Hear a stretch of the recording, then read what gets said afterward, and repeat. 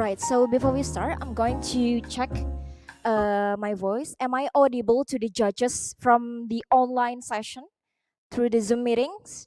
So, Yes. hello, Mr. Fakhri Frisandi and also Mr. Muhammad Nabil Satria. Am I audible to you?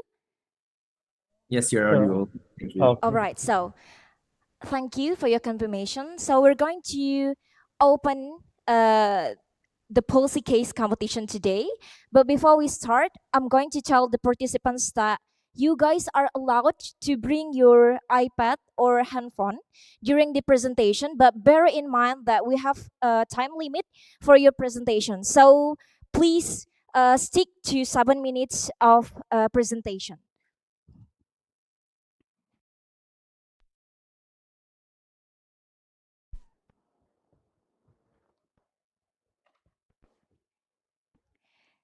Good afternoon, everyone, and welcome to the final round of Policy Case competition at the ASEAN Youth Innovation Challenge 2023. I am Aksi Anggraini, and I will be your Master of Ceremonies for today. First thing first, I would like to send my warm message to all the delegates and participants here that no matter who will no matter who will be titled as the winner for policy case competition today, you have done your best during the semi-final and also the final round. So we are proud of you, and you are the representative of ASEAN.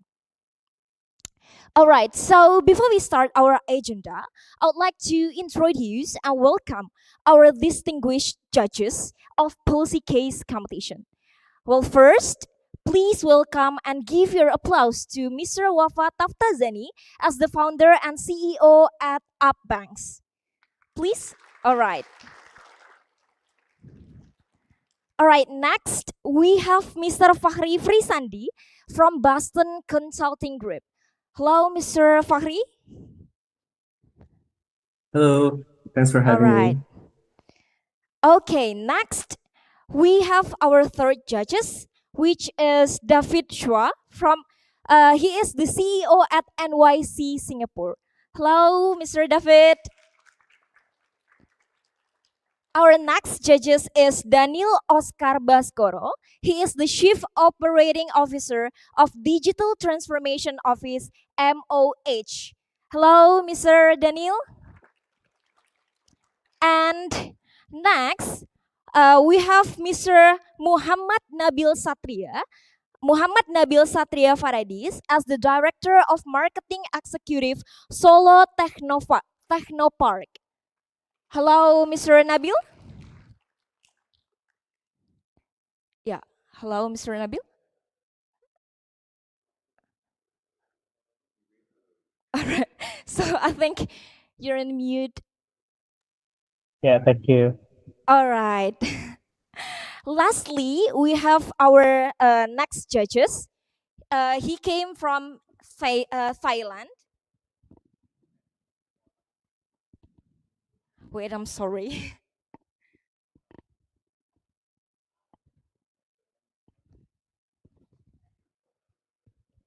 All right, our last judges. She is Jitsai Santaputra from Thailand. All right, so we have around 6 judges here. So yeah, you have to see and also know your judges for today, delegates.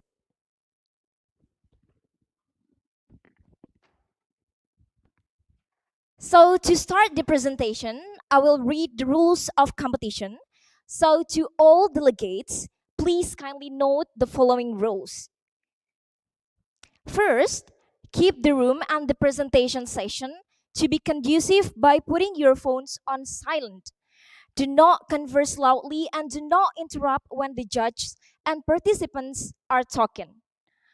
Second, the order of the presentation will be according to the draw result. Third, the committee will help you share your PowerPoint presentation, so you don't have to be worried about it. Fourth, the presentation must not exceed the time limit. Stick to 7 minutes. Next, the presenters must answer the question concisely within a duration of 1 minute for each questions. And lastly, participants are expected to keep the friendly atmosphere of the competition by using formal English and refrain themselves from using inappropriate words. The Q&A session the Q&A session between the participants are also strictly for substantial matters only. The participants are prohibited to attack personal aspect of other participants, especially during the Q&A session. Is that clear enough for all the delegates? All right, so we can move to the next session.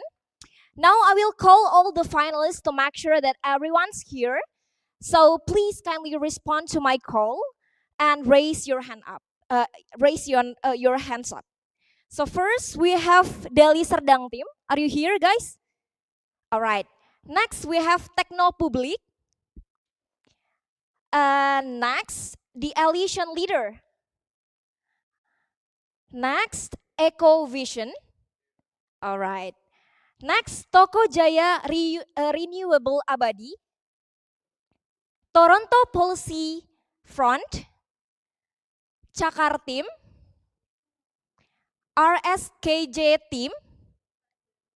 All right, and Global Mavericks. So I think everyone's here and ready for the competition. So without further ado, we will start the first pitching from who is our first team? Who is our first team? Toronto. All right. So for Toronto team, you are welcome to come to the stage.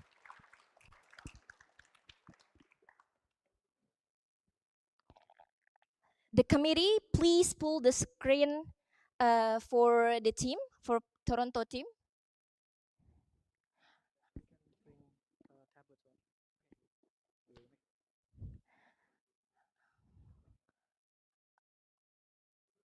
All right, thank you, team. So I would like to confirm about your presentation. So, yeah, is the deck correct and belong to your team, guys? All right, so we will start the time once you speak. The time for presentation is 7 minutes. We will stop when your time is over. Is that clear? All right, so yeah, the time is yours.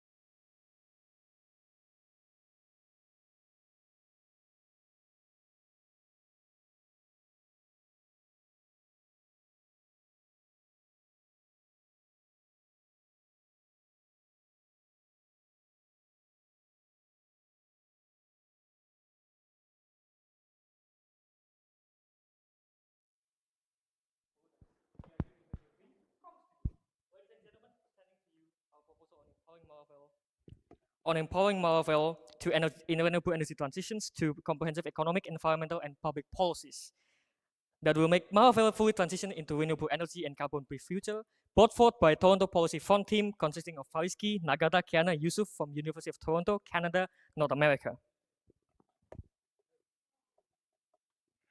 Our proposal will refine based on analyzing several fundamental issues regarding the problems of energy transitions. And we also analyze several key aspects of domestic and international policy and international situations in Marvel and ASEAN as a whole. And we also analyze several stakeholder and strategic parties here. And we come up with several several policy recommendations in 3 fields. First one is fiscal, industrial, and economic policy. The second one is environmental and legal policy. And the third one is public politics and international policy. And we're also taking into account several considerations, investigate several setbacks, and put together several alternative policy recommendations to ensure the accelerations to fully realize the Malafel goal of net zero energy transitions by 2060. Moreover, currently possesses 4 fundamental issues in realizing its renewable transition. First one is insufficient capital investment, with McKinsey estimating that an additional $9.2 trillion per year is needed to fully transition into net zero emission by 2050. And installing renewable energy also requires high upfront costs and providing low ROI, with the average interest rate in developing countries is comparatively higher rather than developed countries. And there's also a problem with uncertain regulatory environment in fellow Asian countries, for example, Indonesia, where recently the government-owned companies limit the solar energy utilization to only 15% of the total household consumption. And putting these factors combined makes bad perceivement of energy transition, where foreign investors are reluctant to invest their capital on renewable energy as they see renewables as a source of risk rather than opportunity. And if we look at the current situation right now, the cost of renewable energy has progressed to be relatively cheaper rather than the cost of fossil fuels.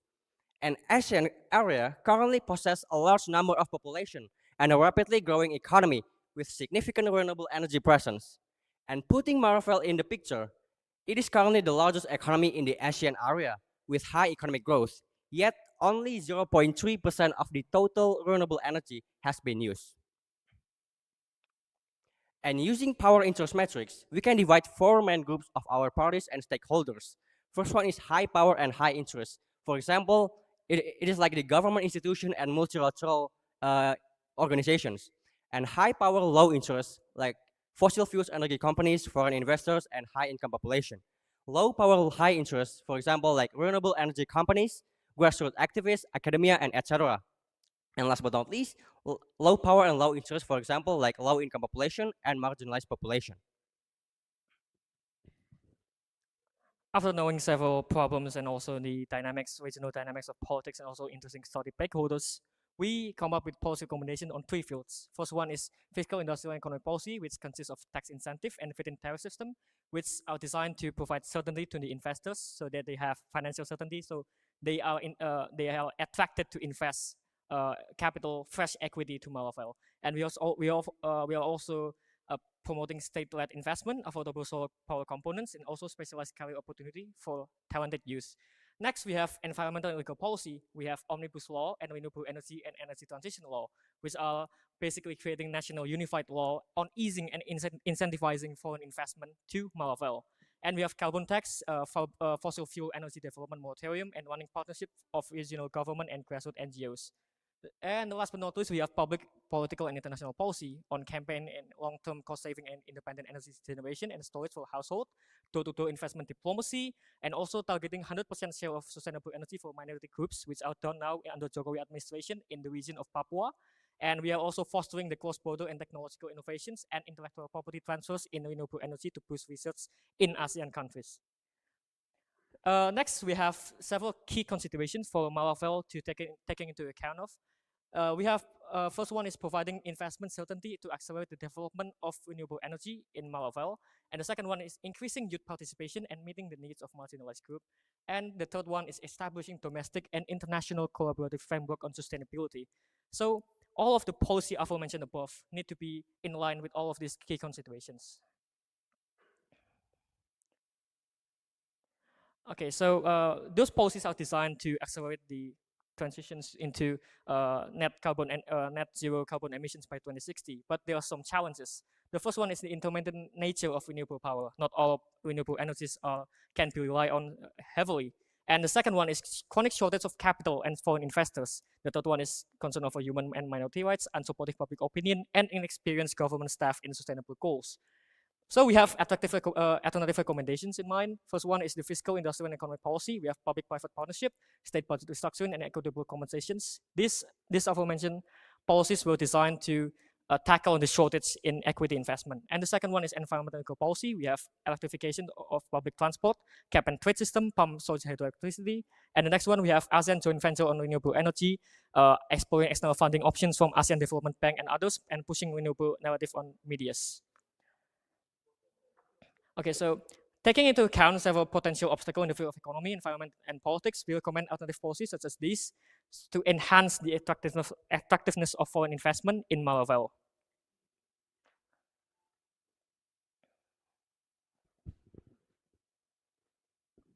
Despite the initial issues such as lack of investment, high upfront costs, and uncertain regulation, and high perceived risk, we believe that there's an opportunity for Maravel to transition into renewable energy through renewable incentives, pro-renewable and pro-investment laws, collaboration, and campaign. As a result, we believe that Maravel could attract foreign investors and provide certainty to investors, while also considering youth participation and marginalized groups.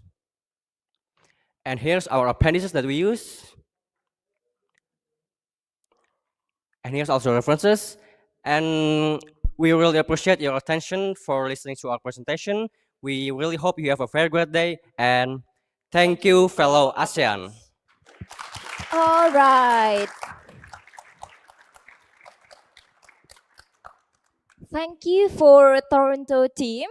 So now we will have another 7 minutes to hear judges and also the participants to ask some questions to you guys. And I would like to give the floor to 2 judges at the very first that will ask or give feedback to your team. So the the 2 first judge who will ask the question is Mr. Wafa and also Mr. Fakhri.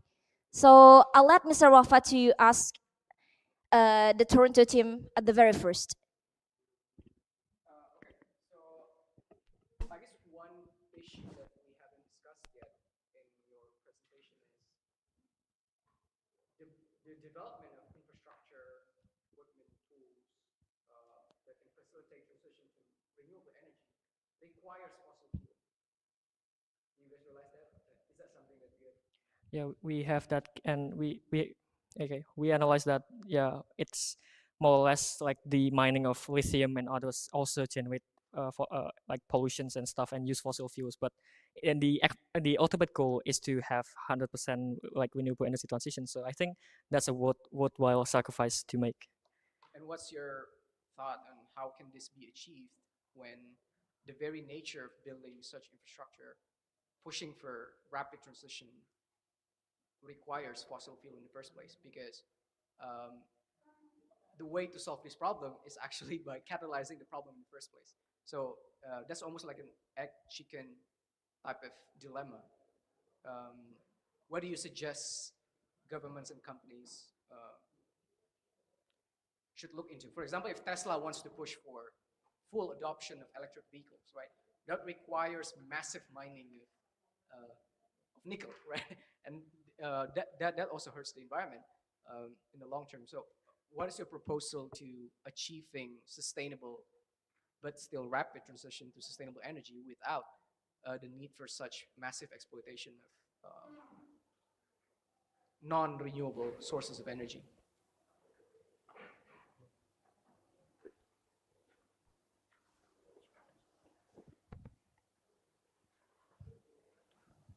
Well, I'll remind the team that you have 1 minute to answer the question, guys. Okay, so as our we incentivize companies to innovate beyond the current technological capacity. For example, we have tax incentive and feed-in tariff system. So this will incentivize companies to transition into like more sustainable technology or more sustainable mining practices, and which are practically done in several key Indonesian mining firms in Nias and other eastern Indonesian fronts. And regarding the issues of sustainable transitions, our team proposed that there will be there must be a sacrifice, but in this case, the sacrifice are minimalized because we have tax incentive and feed-in tariff system that will incentivize companies to promote or even adopt the more sustainable or renewable energy that will not hurt the environment, of course. Okay, any addition for my team? All right, the time is over. We will move to Mr. Fakhri for asking the question to the team. Thank you. Thank you so much. I think it's a very interesting presentation. One question from my side is, number one, how should we think about the implementations, especially considering that the government has also multiple competing priorities, right? So how should we go about prioritizing which projects, which programs, which kind of policies that the government is going to do first, and which one can be done later, right? So that's the question number one. Question number two, maybe related to the first questions, what are the different risks that the government needs to consider in accelerating the energy transitions, in your point of view? Much. Okay, I think I will answer the first questions. The first question, which is about the prioritization of our policy. I think we quite agree that our prioritization regarding our policies is by if we are using the impact effort matrix, we prioritize the tax incentives policy and feed-in tariff system because basically it, it is quite effective to attract foreign investors because the companies who utilize the renewable energy will be given as subsidized. And for feed-in tariff system, it's basically about encouraging investment in a long-term renewable energy. So basically for companies who utilize renewable energy will be given a long-term revenue. So those two policies are basically our prioritization. And we can see the example of that in Germany, where Germany have achieved like a great success, great leap forward in energy transition, where they give feed-in tariff system. And I think Malawal, in this case, is similar to Indonesia or ASEAN country as a whole, can do the same in achieving great leap forward in energy transitions. Thank you very much. For the second question, sorry, can you repeat the second question? What are the risks that the government needs to consider and how to mitigate them?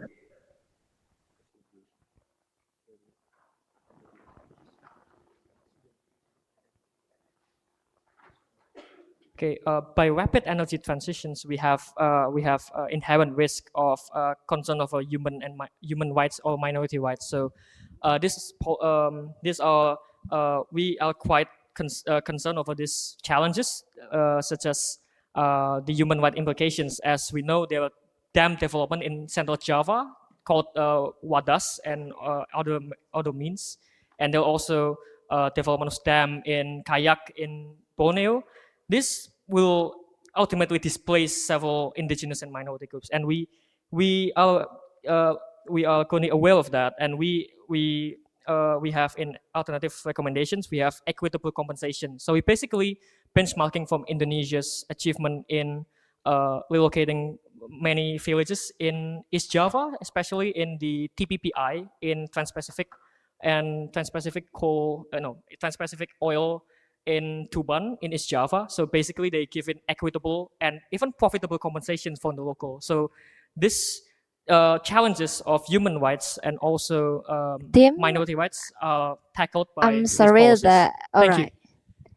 All right. Since the time is over and we have duration, so we will move to the question from our participants. Our next delegate which will perform the policy case presentation. We will let Toko Jaya Abadi, Toko Jaya Renewable Abadi, to ask the question to Toronto team. Do you guys have any question to the team?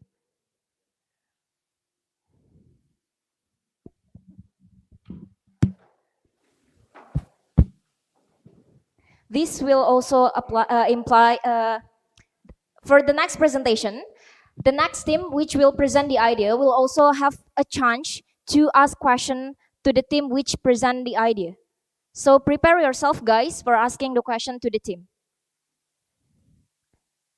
Toko Jaya, all right. Tim.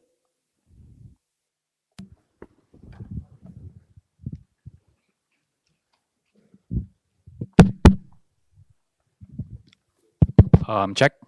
Am I audible? Yes, you're audible. All right, great. So we do have one questions here. Since your recommendation is very cohesive and are talking about regulation, tariff, and also on the economic side, so we are wondering how long will it take to transform Marafel into renewable energy-friendly countries? Okay, so basically, And I think one last question is there any sequence that will be able to attract more investor or maybe more lenders into Marafel, since one of the biggest issue on the on the case is about the bankability and also about the feasibility of the renewable projects. Thank you very much. okay, thank you for the great question. So basically, we stick into the initial goal of 2060. So we basically keeping and putting all of our efforts, basically government, private company, and stuff, to achieving the net zero carbon goal of in 2060. And yeah, can you repeat the second question, please? Oh, yeah. Yeah. So actually, the second question is, how do you guys will attract foreign investor and lenders as well? You know, I think there are many cases in Southeast Asia or maybe even in Asia where many countries are having, you know, a very hard times when they want to attract, let's say, global investor, both in loan or equity. So is there any constructive way that you will propose to the government of Marafel? Thank you. Okay, thank you for the question. So basically, our first policy is to enact omnibus law and renewable energy and energy transition law that serve as a specific law or lex specialis to provide certainty and also constructive framework on energy transitions. That's the first part. And the second part, we will promote tax incentive and feed-in tariff system. So basically, we will provide financial certainty to investors so they can and will invest equity in Marafel. So if we look over the case in Germany or even Norway, they provide feed-in tariff system, and now the cost of renewable energy has gone down very much to the point that it's cheaper than coal. Even to the point where, like the countries in India, they have cheaper solar power than even coal or other fossil fuel. And last but not least, we also implement door-to-door investment diplomacy. So basically, this policy was implemented by one of the ASEAN leader, Jokowi. Jokowi comes to Abu Dhabi, Jokowi comes to Saudi Arabia, comes to the Middle East, the oil-rich region, and they ask for genuine investment. And the last venture was in Indonesia is Dana Abadi, or we call it as a sovereign wealth fund, and they attract $45 billion from oil money in the Middle East. And yeah, basically it's door-to-door investment diplomacy, and it is important for Marafel to directly approach investment actors such as Japan or maybe USA or even China in this case to gain investment. All right. So Okay. Thank you very much. thank you for your. All right. So Yeah, the reason why I asked my question is because there's only one very clear source of sustainable energy that is not currently being explored by ASEAN countries, and that is nuclear energy. And the reason why nuclear energy is not being explored is because of nuclear non-proliferation treaty that limits adoption of nuclear energy from different countries. So I think you should look into that if you're serious about solving this issue. I think nuclear energy used properly without its proliferation to nuclear weapons can actually be a solution to many problems that we have today in the field of sustainable energy. But yeah, in terms of policy, look into how countries can more flexibly adopt nuclear energy. Yeah. Thank you. Okay, thank you very much for the feedbacks. all right. So we will let the next team, Techno Public, to ask question to Toronto team.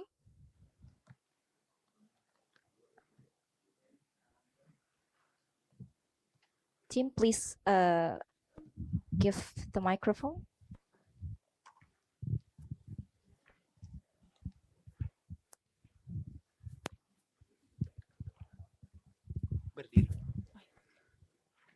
Good afternoon, everyone, especially Toronto Policy Fund. Thank you for your presentation. That is very excellent delivery from you. And so excited to listen more from you from your answer later on. My name is Nina from Techno Public, and I'm curious to hear about your priorities in the policy implementation? Do you have some sort of framework that you come up with to prioritize your policy recommendation? And also, can you also share with us how do you prioritize your policy recommendation, your train of thought to arrive at that decision? Thank you. Um, um, if we're saying about prioritization, we should have used impact effort metrics, where we should have used for policy that have the highest impact but the lowest effort. And two of the policies that we recommend for the have the highest effort and lowest impact is basically tax incentives. It's basically for companies who uses renewable energy will be subsidized, and another policies will be a feed-in tariff system. And this policy will encourage the investment in renewable energy technologies by offering long-term revenue. And this will provide certainty. This will provide certainty. This will provide revenue certainty for foreign investors to invest their capital on the renewable energy. And there's something. Okay, so the next step apart from the tax incentive and feed-in tariff system, as I have mentioned before, is the omnibus law and renewable energy and energy transition law. So basically, what countries lacks in I'm sorry. Maravel. All right, I'm sorry, the time is over for answering the question. Thank All you. right, so everyone, please give big applause to Toronto team. All right, you may go back to your seat. Thank you, Toronto team. Now we will have another team to present their policy recommendations on the stage. So we will invite. All right, so we will invite Toko Jaya Renewable Energy Renewable Abadi to the floor. So please welcome Toko Jaya. Everybody, please give your applause.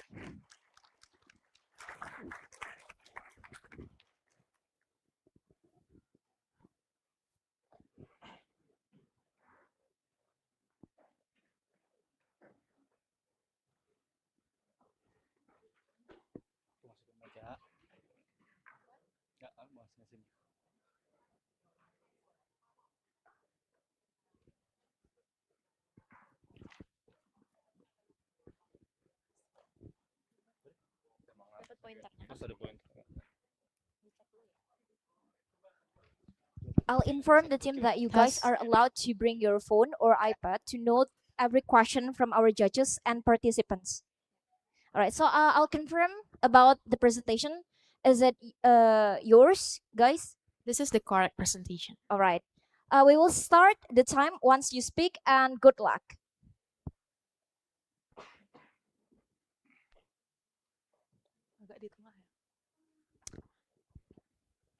Good afternoon, ladies and gentlemen. The time is ticking. The moment we turn on our lights, the moment we use our phones, the moment that we are running out of our fossil fuels. We need the transition, we need the alternative.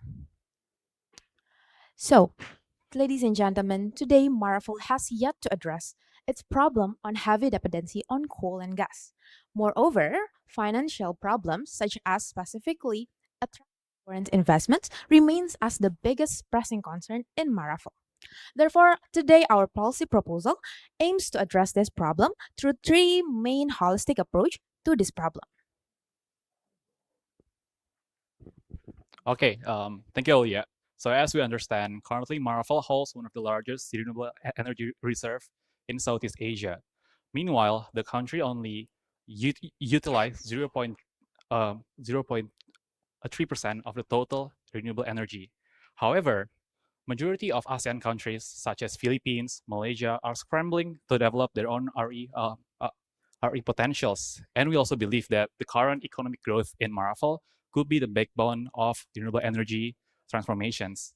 And we should remember that relying on a fossil fuel is a very huge risk where, as we can see here, the fossil fuel price has been soaring because of geopolitics and also war.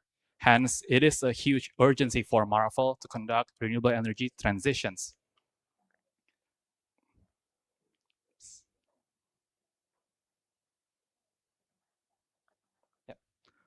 Okay, so according to our analysis, there is three main key problem in Marafel, which cover the first one, regulations. The second one is about the capacity, and the last but not least is about the collaborations across ministry and also across countries in Southeast Asia and global. And as we can see here, the regulation in Marafel is very unsupportive to develop a sustainable and also a bankable renewable energy because it is very complex and it is very unfavorable in terms of tariff development and also scalability. And also we believe that, renewable energy transitions is not a one-man show for only the government of Marafel, but it needs a huge leap of faith with global collaborations.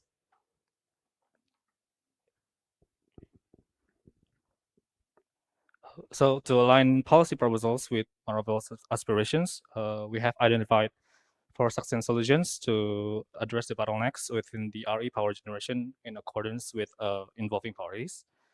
The first proposal we propose to transforming unsupportive regulations into an unequivocal regulations into unequivocal governmental support, including funding options, and also RE project guarantee.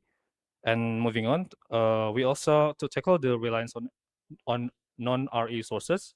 We also recommend to disincentivizing fossil fuels and encouraging the early retirement of CFP or coal-fired power generation.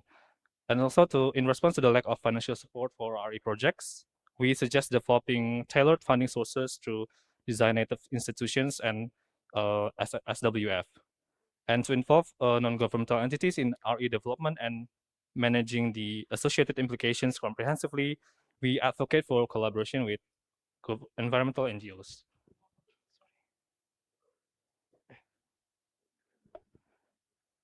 Also, through a comprehensive benchmarking analysis of regulations in Indonesia and Vietnam, we have identified crucial steps for the Marvel government to address the existing bottlenecks. First, by implementing a tariff adjustment policy, such as the take or pay mechanism or fixed purchase guarantee, is essential. This ensures competitive operating profits, long-term revenue assurance for investors, and a fixed quantity based on capacity factor. And also, collaboration with independent NGOs is also necessary to provide guidelines, certification, and a supervisory role in green energy generation. Additionally, the new tariff provisions should also accommodate the anticipated reduction in RE cost compared to coal cost, reflecting economies of scale due to growing demand, and also enhance technological capabilities of RE project developers in Marvel and ASEAN as a whole. Okay, next we're going to address one of the main issues, right? Now I'm going to address the existing issue of supply challenges that is caused by our reliance on CFP. Now there are mainly two ways to face these challenges. First, we can adjust our purchase volume via contract amendment, and we can facilitate what we call early retirement of CFP. There are two main points. First, to consider is the sustainability, to select the CFP with the highest pollution, maintaining project bankability, replacing lost capacity of RE in the short matching period. And for early retirement, we need to also think about the social justice and future employment. Next. Okay, next, this is the bankability issue. As you can see in ASEAN, there is two main problems. First, the high cost of funds in renewable energy. Second is the lack of government support. To face this, there are mainly two ways to tackle this. First is via internal cooperation, where we use appointed FIs and software wealth fund to get lower cost of fund, and through the use of green bonds. Ladies and gentlemen, now let's take a look at how we can de-risk the renewable energy from impact and also environmental aspects. As mentioned before, we take into account impact and also environmental aspects. Therefore, we have two main stages. The first one is ensuring that sustainable renewable energy transition implementation through pinpointing EIA or environmental impact assessment in all of the projects. And then the second is ensuring accessibility in rural areas, making sure that we also include local youth development. Next, so to conclude, ladies and gentlemen, we are proposing these three main frameworks holistically to address the problem in Marvel today. And also, to ladies and gentlemen, together we can pave the way for a sustainable future for Marvel and beyond with our policy proposal. Thank you.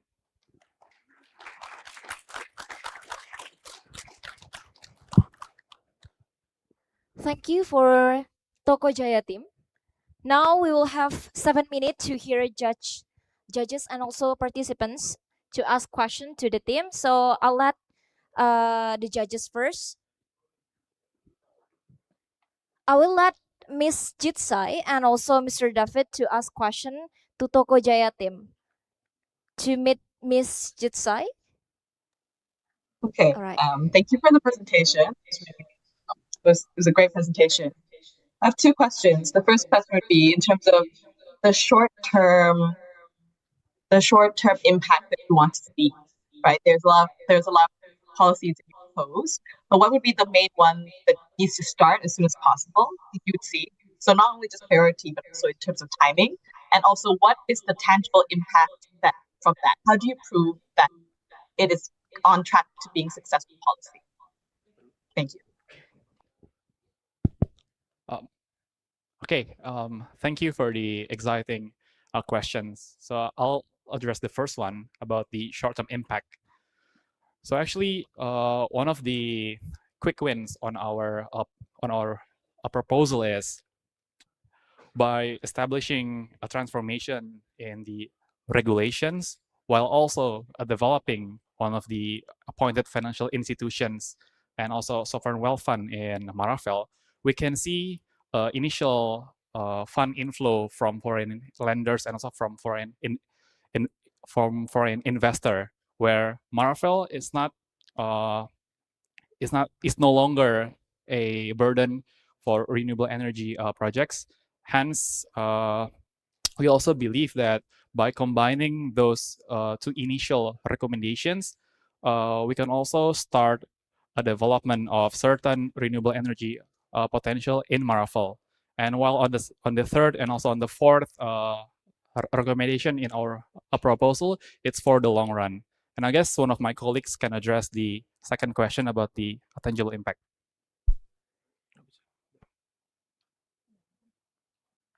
All right, we will give 1 more minute to the second question.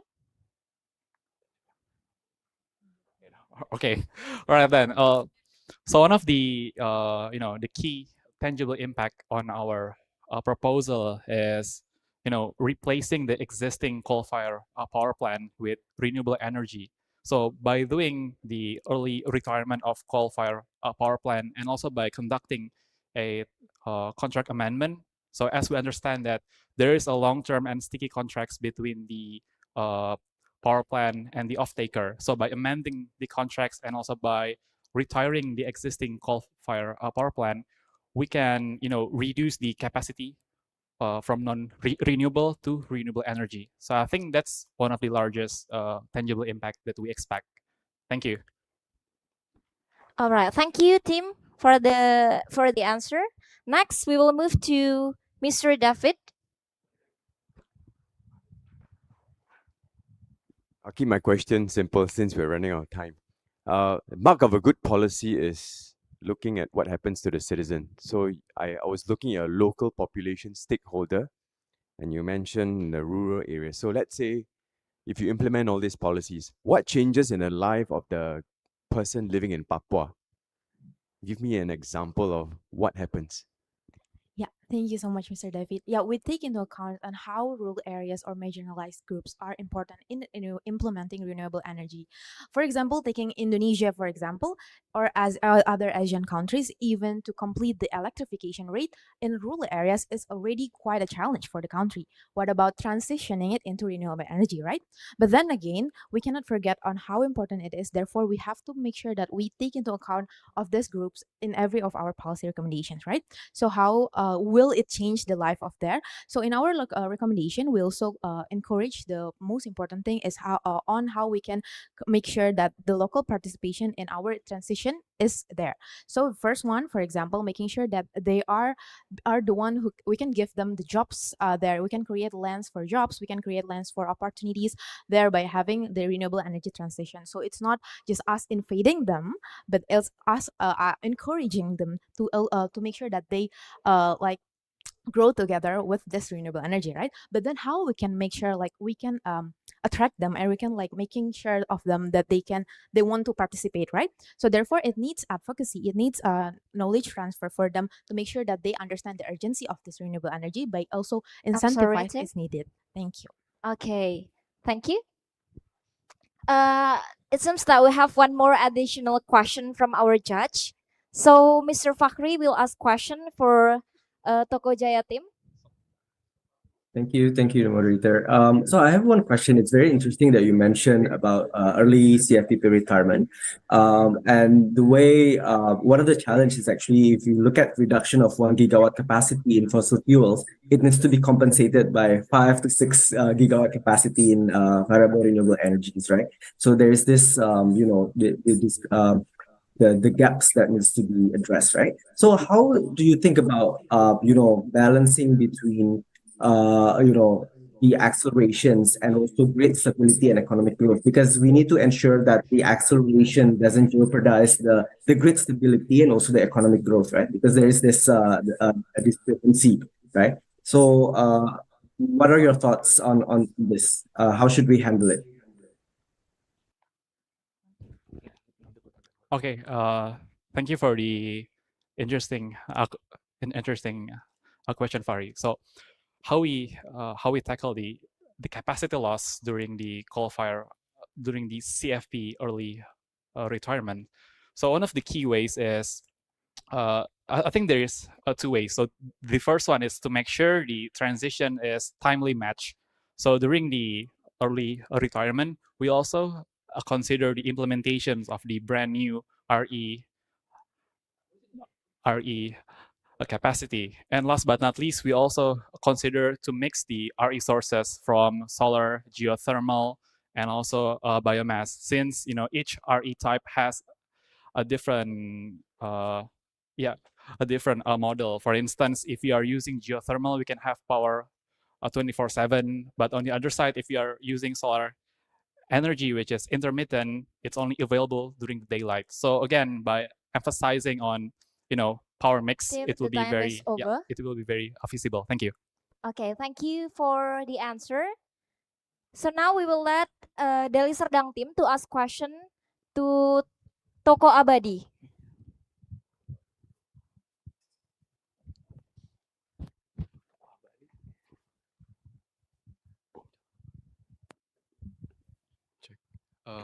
Hi, Toko Jaya. Thank you so much for the amazing presentation.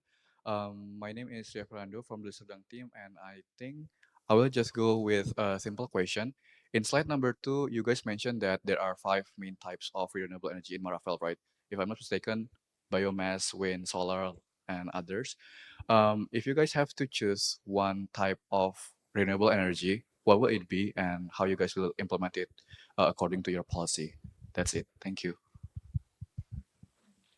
All right, thank you for the interesting question. So I think we'll choose two main energy sources here. The first one is solar. The second one is geothermal. So the question is why, right? So actually, we are choosing solar because it will be very cheap in the future, and it will be very easy to add a new capacity. But solar is only available during the daylight, and if we add battery, it will be more expensive. And to compensate the evening capacity loss, we encourage Marafel to develop geothermal and also biomass, since it can run 24/7 without interruption. I think, yeah. And in addition, just a quick one, that we cannot just like generalize every country because it's like an archipelago country. So we need to ensure that every region they are utilizing the renewable energy source that they are most like accessible of, and also they're most powerful of. I think that's also the key points. Thank you for the question. Thank you. Since we already have 4 questions, so please give big applause to Toko Jaya team.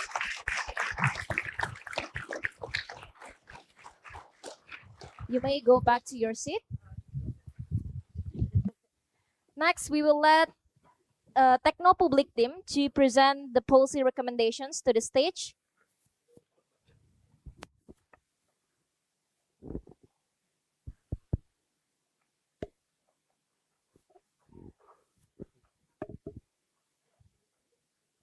Test. All right, so I'll remind everyone here, especially for the delegates, that please keep quiet and respect your fellow participants and also the judges.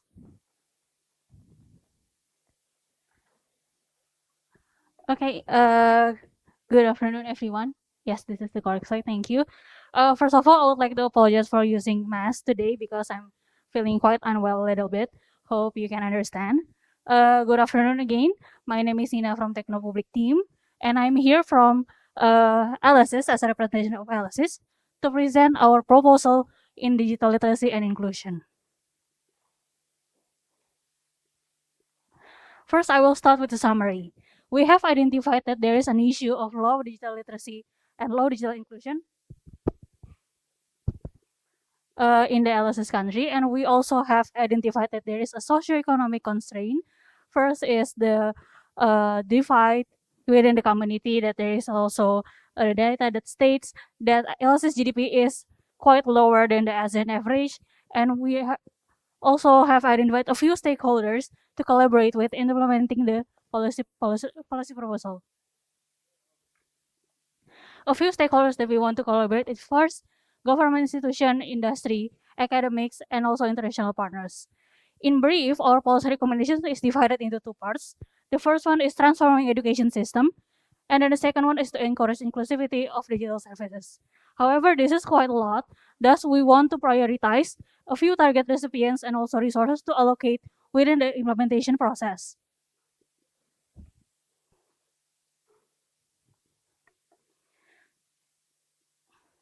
For the policy analysis, we break down the problem into 2 parts. The first one is low digital literacy and also low digital inclusion. In LSS context, low digital literacy is contributed by the education system gap and also the talent gap. Therefore, we arrive at the first question, how to transfer education system to address digital literacy issue in the education system and also the workforce. The second part of the issue is the low digital inclusion. We have 2 issues here. The first one is the quality of digital services and also the coverage of digital services. These 2 issues lead us to the second question, how to provide reliable and inclusive digital service for the whole population in the LSS country. Moving on to understand the country and also the issue even better, we decide to dive down into 2 parts. The first one is the country.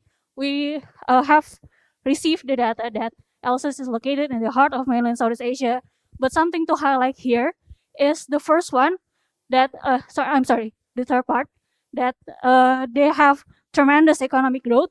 However, their per capita GDP is quite lower than the ASEAN average, as per the ASEANpedia in 2023. We also want to understand the sector even better. So, digital literacy is the ability to access, manage and understand, integrate, to communicate, and also evaluate information in the digital context. And also digital inclusion is to ensure that all individuals have access to the digital services. These 2 issues are one of the top concerns in the LSS country right now. To tackle those 2 issues, we plan to collaborate with several stakeholders. We divided the stakeholders into 2 parts. The first one is domestic and also international. We also identified each stakeholders using their goals, capabilities, and limitation to ensure that every parts of this partnership is incentivized correctly, and in order to ensure that the policy implementation can reach the expected outcome. The domestic stakeholders that we plan to collaborate is the first one is the government, industry, academics, citizens, community, and these are based on the pentahelix model of policy collaboration. The next international stakeholders are ASEAN countries, non-ASEAN countries, development banks, and then we arrive at our policy recommendations. In our policy recommendation, we divide those two issues, leads us to these three policies. The 6 policies. The first one is the digital literacy policies that we divide in 3 parts, and digital inclusion policies. Here we focus on ensuring the education, job security, to ensure that economic growth is maintained, and also to ensure that the backbone of digital services itself is strong enough to be provided to all population analysis. These are our main concerns. We want to ensure that every population analysis is incentivized, and then they can also access the digital services. And then we want to also collaborate with multiple stakeholders as well. And then we also want to help minority groups to get access to digital services so that everyone can have their rights of accessing digital services. These are our challenges that we have identified for our policy recommendations. We want to ensure that the resources are adequate, and also we want to ensure that everybody can access. And also the last one, LSS paves the way for a more inclusive and digitally literate work. LSS paves the way for a more inclusive and digitally literate workplaces. All right. Techno Public team. Now we're going to invite Mr. Nabil and also Mr. Daniel to ask question to Techno Public team. First, I'll let Mr. Nabil to ask question at the very first.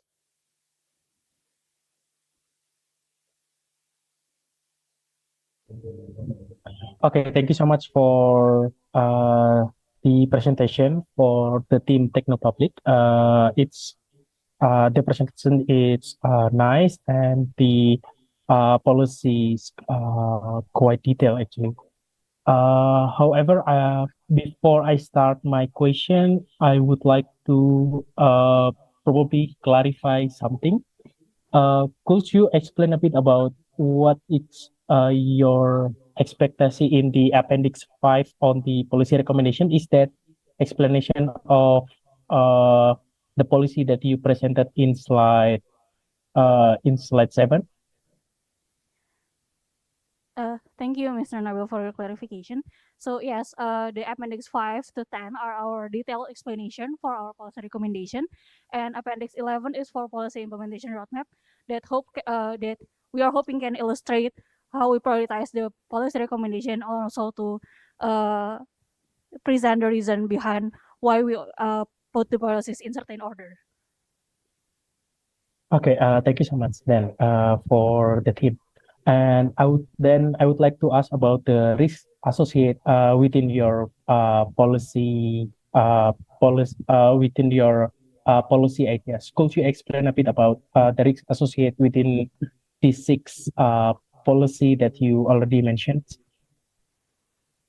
Okay, I would like to clarify your question. So the question was there any risk associated with our policy recommendation? Is that correct? Okay, so I think there are also. So this is what we represent and what we show in our challenges slide. In the second part, that is stability of employment in the digital industry. This is one of the risks that is present in introducing digital jobs as part of digital literacy policy. And our recommendation to tackle this is to regulate standards of employment in the digital industry. I hope this answers your question. Thank you. Okay, thank you. Thank you for the Technopublic team for your answer. Thank you for your question too. All right. So next, we will move to Mr. Daniel.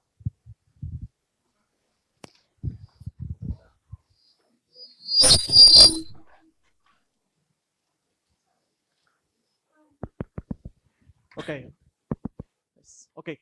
Thank you so much, yeah, for the presentation, yeah, about the digital inclusivity and also digital literacy for the country. You call the country name is, what's the name of the country? Rafael. Yeah. Okay. So this is the question that I want to ask to you. Yeah. The biggest challenge about the inclusivity is not only about the policy side, but also about talking about the infrastructure, and also not only about the infrastructure, but also about the social economic. For example, okay, the infrastructure is there, but the citizen cannot afford to buy the data package because they don't have money to buy the data package. That's the biggest challenge. So, what do you think about to addressing the social economic issue to addressing the digital inclusivity? Okay, that's my first question. Yeah, maybe. Okay. Yeah. Okay. Should I answer it, or do you want to continue? Okay. I think I will start by answering the first question. Thank you, Mr. Dino, for your concern. I think that's a valid concern. Yes, that there is also an existing socioeconomic concern, despite the policy recommendations and the infrastructure that's available. This is what we tackle uh, in our presentation in Appendix 9. We are aware that we need to increase internet affordability for minorities and lower income segments to reduce digital barriers. So one of the examples that we want to provide is we want to aid purchases of internet devices and also internet packages so that existing segments that is hindered by the socioeconomic barriers can also access digital services as well. Okay, thank you. And the second question, related to the today's competition about the youth participation. You mentioning youth participation? Yeah. Yes. Okay. And about youth participation, you mentioning about the potential youth growth as a participants and beneficiary of the policy. Could you specific what kind of the goals that you can participate on the reducing the digital inclusivity and also digital access for the youth? Sure. I think the definition of youth itself is very general and very broad. There is youth in schools, still entering education stage, or there are also youth in the job workforce. So there are two benefits that youth can reap from this policy. The first one is they can gain digital literacy education from the education system transformation that we propose, and the second part is they can also contribute in digital entrepreneurship nurturing process that we provided in our appendix 6, that we want to accelerate job creations and also nurturing digital entrepreneurship, that they can also be digital leaders as well.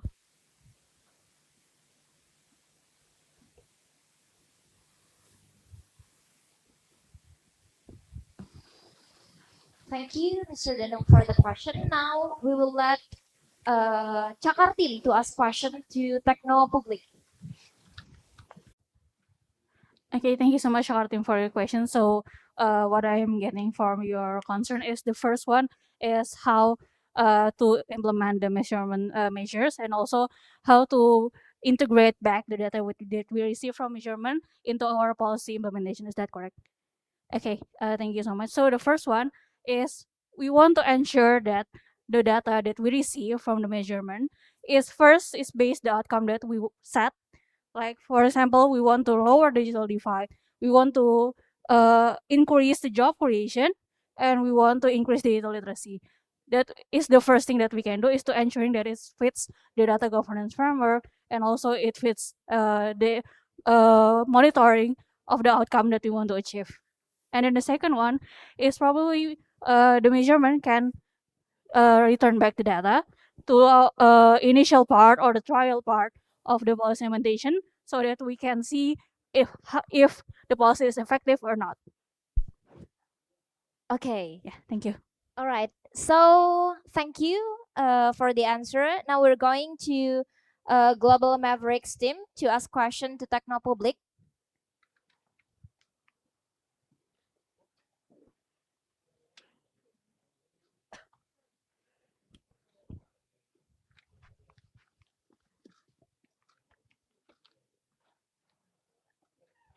Please, team 2. All right. Okay, good afternoon, everybody. We are a Global Mavericks team. So for our creations, it is that inside the world, there are a lot of people who are like marginalized. So how do you think that you will solve the problem of digital literacy to those marginalized people? Maybe we could set an example just like disabled people, sorry. Yeah, thank you so much, Global Maverick team, for the question. So what I'm understanding here is how do we include the marginalized community in the digital literacy and inclusion policy that we propose? Is that correct? Okay, so I think the first one is to start in place where everybody can access. So, for example, in Indonesia, we start from digital transformation for public services, such as from the province level, from the region level. Probably that's one way to start with that. So we can implement digital services that are inclusive in the small level, so that the marginalized can also access to that without having internet devices or internet packages. I think that's one of the example, and I hope that answers your question. Thank you. All right. So please give your applause to Techno Public team. You may go back to your seat. Now, we will invite Deli Serdang team to present the policy recommendation to the stage.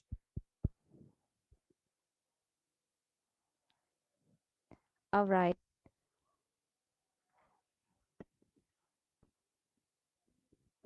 The committee, please pull the screen for the team.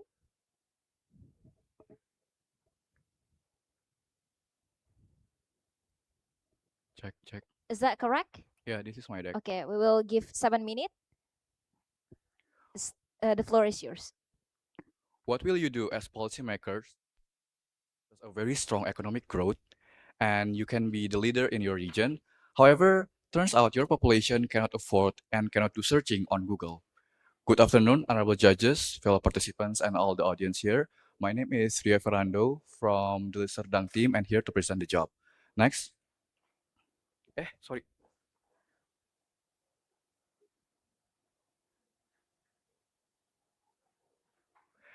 Alesis is currently facing the problem on low digital skills, which can be seen through insights. The first one is the clear rural-urban divide on digital skills and educational disparities of ethnic minorities. This happened because of 4 problems. The first one is irrelevant schools curriculum, unsupported environment, low contribution of rural areas to economy, and no special treatment for ethnic minorities. This problem then leads to Alesis uncompetitiveness in the ASEAN region and the slow adoption of e-commerce.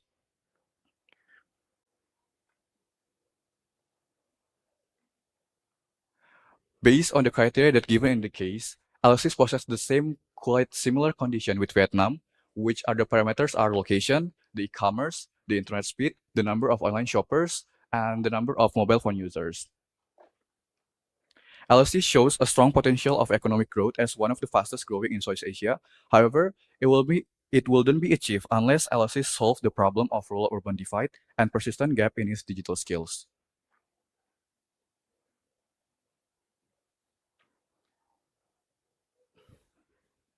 There are 5 main related parties and stakeholders that needed to build policy related to digital skills on rural areas, which are academic and research institutions, NGOs, private sector, community leaders, local authorities, and telecommunication companies.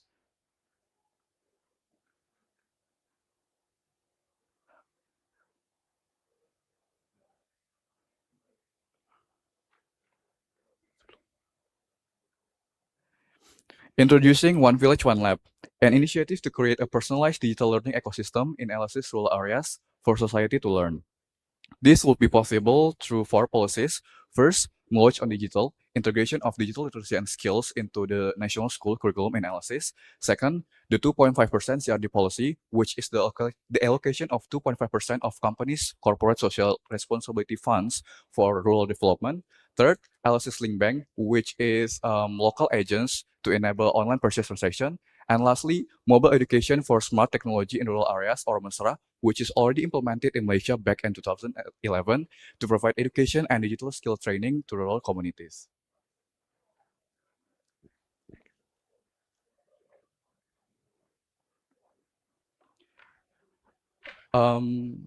These 4 policies will need one policy basis to ensure development of infrastructure in Alesis. This basic policy is focusing on accessibility and affordability, so society and the rural areas can enjoy a more reliable and cheaper internet access.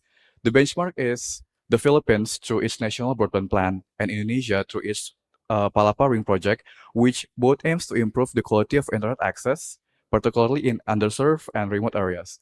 This is what we mean as basic policy, unwritten yet mandatory. LSIs need its own version of LSI's Palapa Ring project just like Indonesia, and through this basic policy will ensure the implementation of One Village, One Lab to be more successful.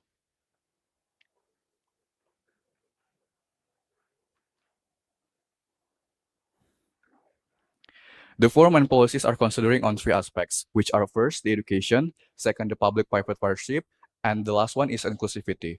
The policies are actually made by the user journey of how people in general getting acquired skills on digital literacy and financial. One Village, One Lab will be implemented using three-pronged approach. From first, the environment preparation, consisting of the setup of digital labs and using the tailored curriculum that already prepared before. The second, addressing skills gap through the 2.5% CRD policy, Mesra and Knowledge Digital, which aims to building the digital skills in rural areas. And lastly, digital financial inclusion through the 2.5% CRD policy analysis link to make sure that the rural areas get involved in the financial inclusion.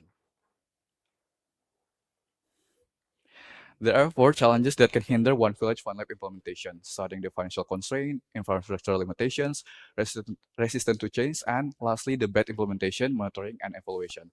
However, the biggest challenge comes within the internal of the community itself.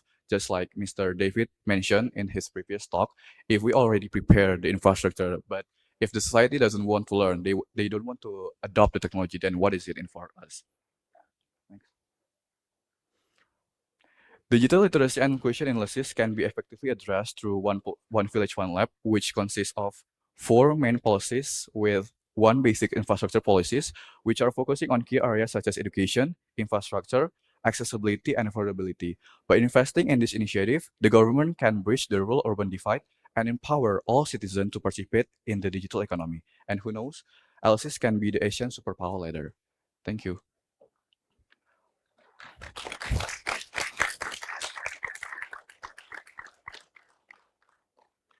By the way, I'm sorry. I already submit the revised deck, and I think this is the previous deck that present in the semifinal. Because there are some points that are actually missing from the slide. Okay, probably the committee will help you. Can we get the newest version?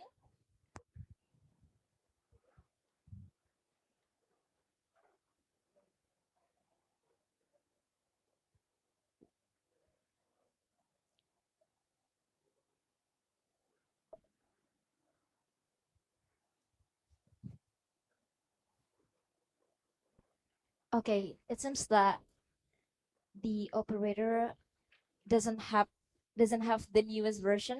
Is that okay if we just present your previous presentation? Yeah, I think that's totally fine. Huh?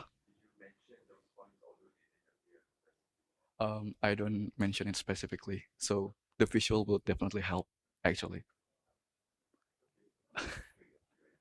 Okay, so can we jump into the Q&A session? Yeah. All right. So, thank you for your presentation. Now we will let Mr. Fakhri and Mr. Daniel to ask question to the team. We will let Mr. Fakhri to ask at the very first. Thank you. I think it's a very interesting presentation. The policy is and strategy is clearly laid out. Well done. But there's one thing missing, which is in every strategy, right? So there should be a where to play. And digital is a very broad definition, right? So my first question is, which digital skills that you want to prioritize? And what are the key considerations to prioritize those skills? So that's the first question. The second question is basically you mentioned about 2.5% CRD policy. in one of your strategies to tackle or address the unsupported environment, right? So what is the rationale behind 2.5%? And what is the baseline, that you assume right now? Maybe any benchmark from other countries that you use as the baseline.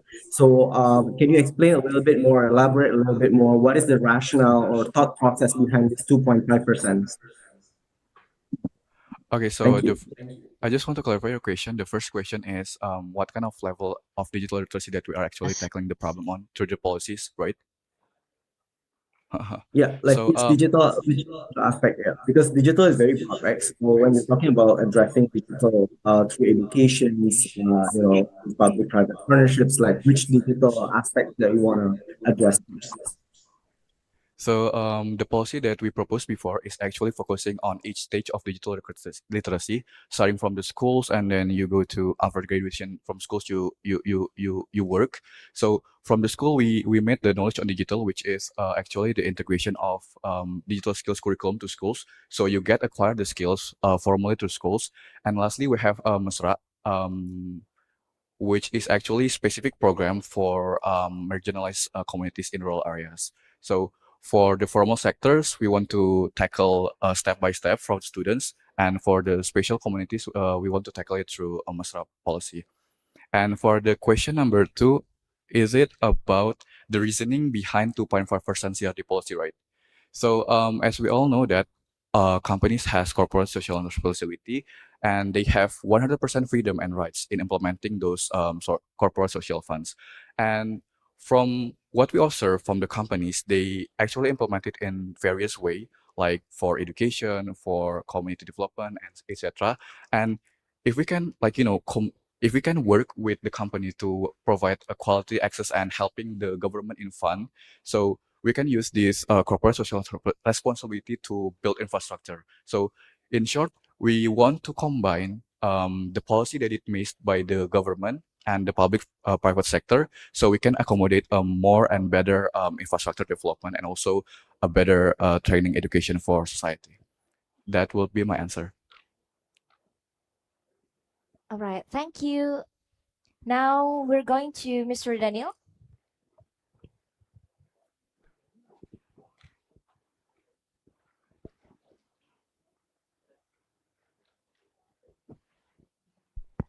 Okay. Thank you, for the presentation about One Village One Lab. Very interesting title about the project One Village One Lab, and also you are talking about some. Yeah, I think there are several high level program that you put in the national level, right?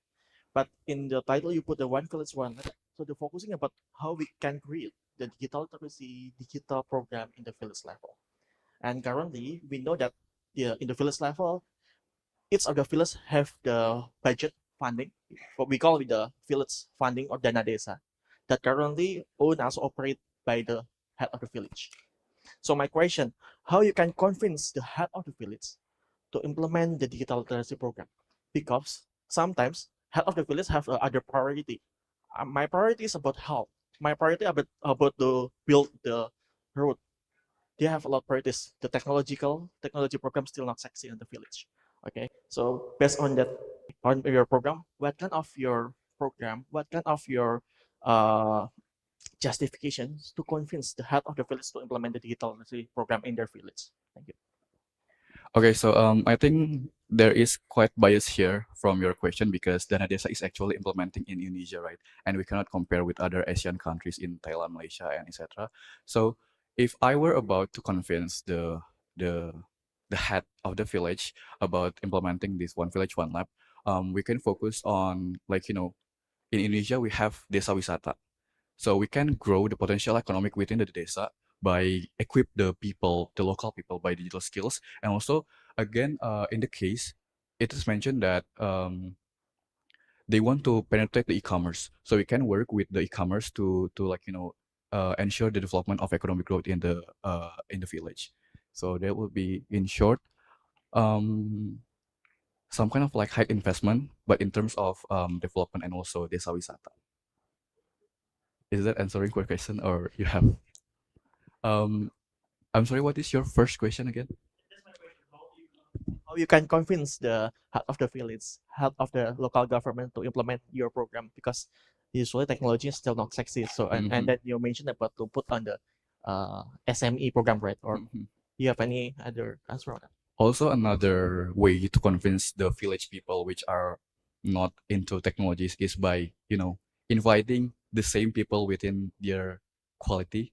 Like, we want to give some kind of like testimonies to kepala desa or the head of the desa. If you implement this, you can become the village in this area, so you can grow, la la la la la. So by giving them example and testimonies, so they will definitely implement the program.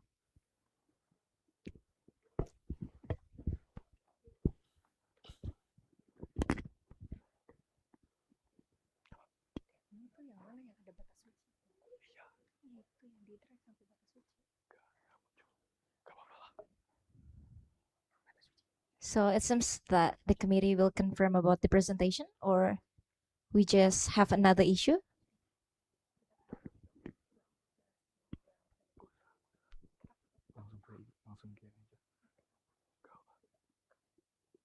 Can continue the question and answer.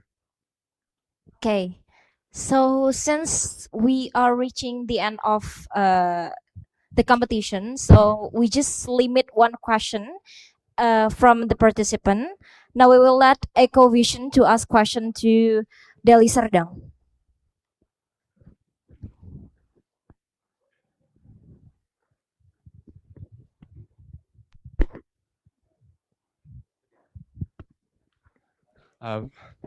Very nice ideas, actually.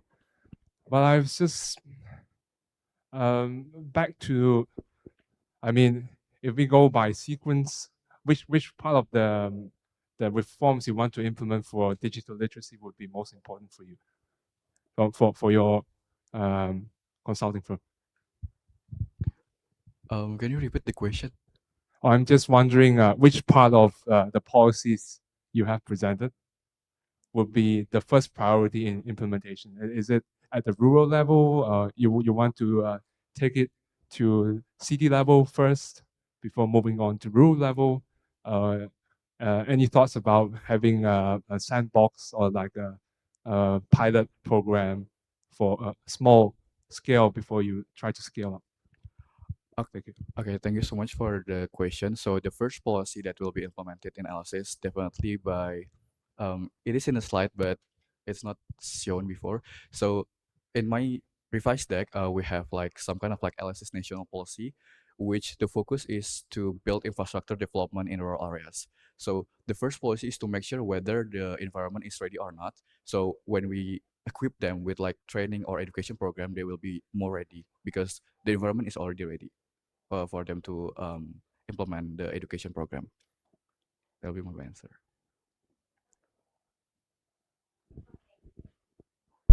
Okay, thank you for the question and the answer. Now we will move to next team, which will present the idea. Please give your applause to Deli Serdang team.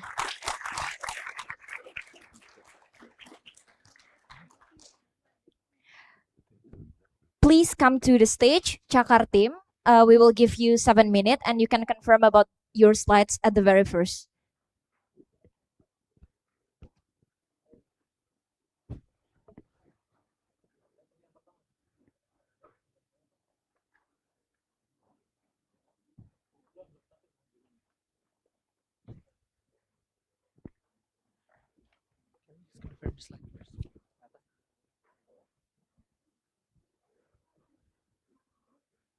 All right, is it the correct slide? You can check at the very first to minimize the technical issue like the previous delegates.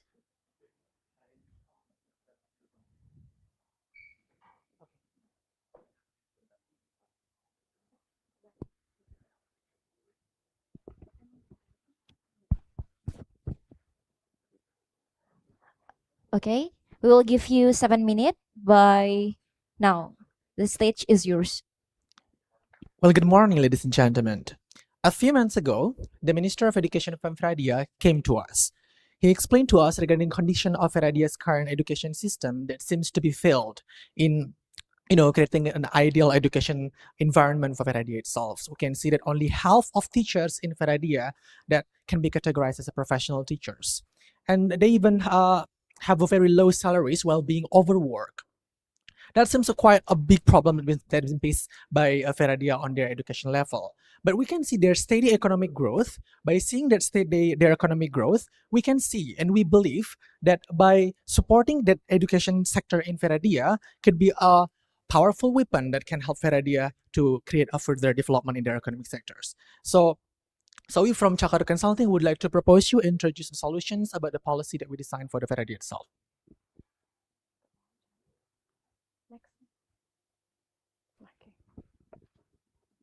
Okay, let's begin with the issues and problems that we have identified.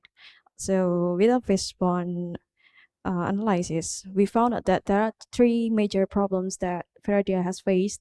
The first major problem is current teacher circumstances fail to create an ideal education environment, and we believe that is happened due to some factors. The first one is like the lack of educational related training and complicated process of teacher to access training, and the third is like there is no clear career path and credit system. And then Feradia also we believe that there is a teacher shortages and overworked teacher happened in Feradia. And the second problem that Feradia might face, based on our analysis, there's a current curriculum design failed to achieve the quality of education. That is also believed to happen due to that the current curriculum design is incompatible toward labor market demand, and it does not embrace the needs of ethnic minority group. And the last problem that we analyze is that there is a large disparities in the education in Feradia. Next slide. It's not this. Next slide. Okay, this. Okay.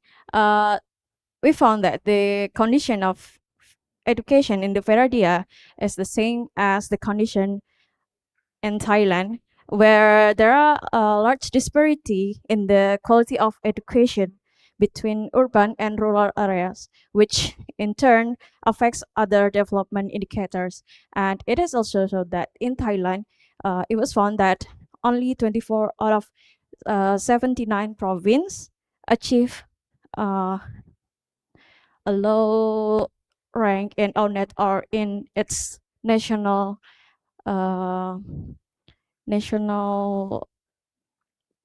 assessment for the students. So for the policy recommendations, we came up with the idea of education reformations under the 5 pillars for the Feradia itself, which is you can see from the slide, which is as the foundation of the reformations, we will have 3 kind of reformation. For the first, about infrastructure development reformations, teacher reformations, and education financing and cooperation reformations. And to enhance and to accelerate about the reformation itself, we have 2 reformations. First, about the learning system design reformations, and the second is about the quality assurance improvement. Because we believe if we have a strong foundation in infrastructure, teacher, and the financing and education, we can have a good quality of learning itself. So the big question is on how does the roadmap for the policy is going to work. First step is that we're going to include this reform as a priority of a national agenda. And we will establish an ad hoc committee that consists of every related ministries. And we will enacting a legal commitment between the elected ministries as a joint commitment for every ministry related to educations. And these pillars also will be implemented in the parallel scheme. So we're going to mapping every directorate in charge. So this is the first reformations about the learning system design reformation. We will do it in some level of education, from the primary education, secondary and post-secondary education, higher education, and also non-formal education.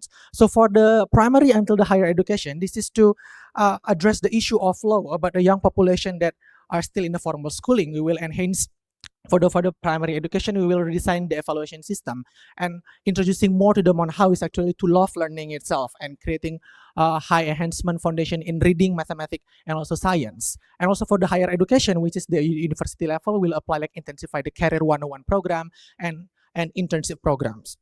So for the non-formal education itself, we will creating an enlightenment program as a contract-based program for educators to provide free lesson to the ethnic minority itself with some incentive for them.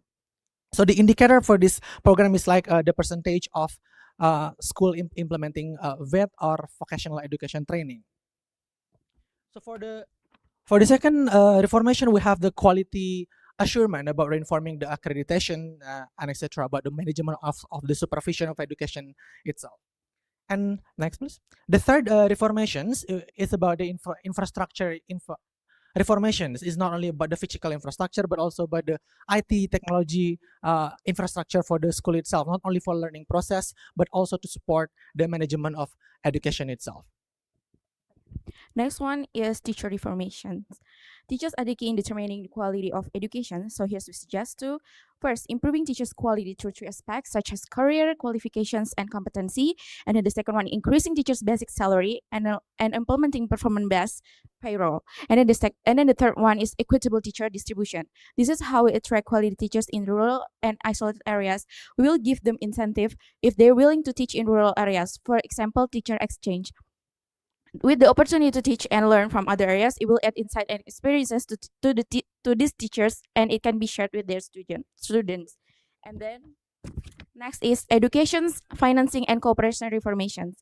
Establish partnerships with ADB aiming to propose financial aid, and then the second one is mandatory spending for educations, and then the establishment for institutions that manage endowment fund for education, such as LPDP in Indonesia.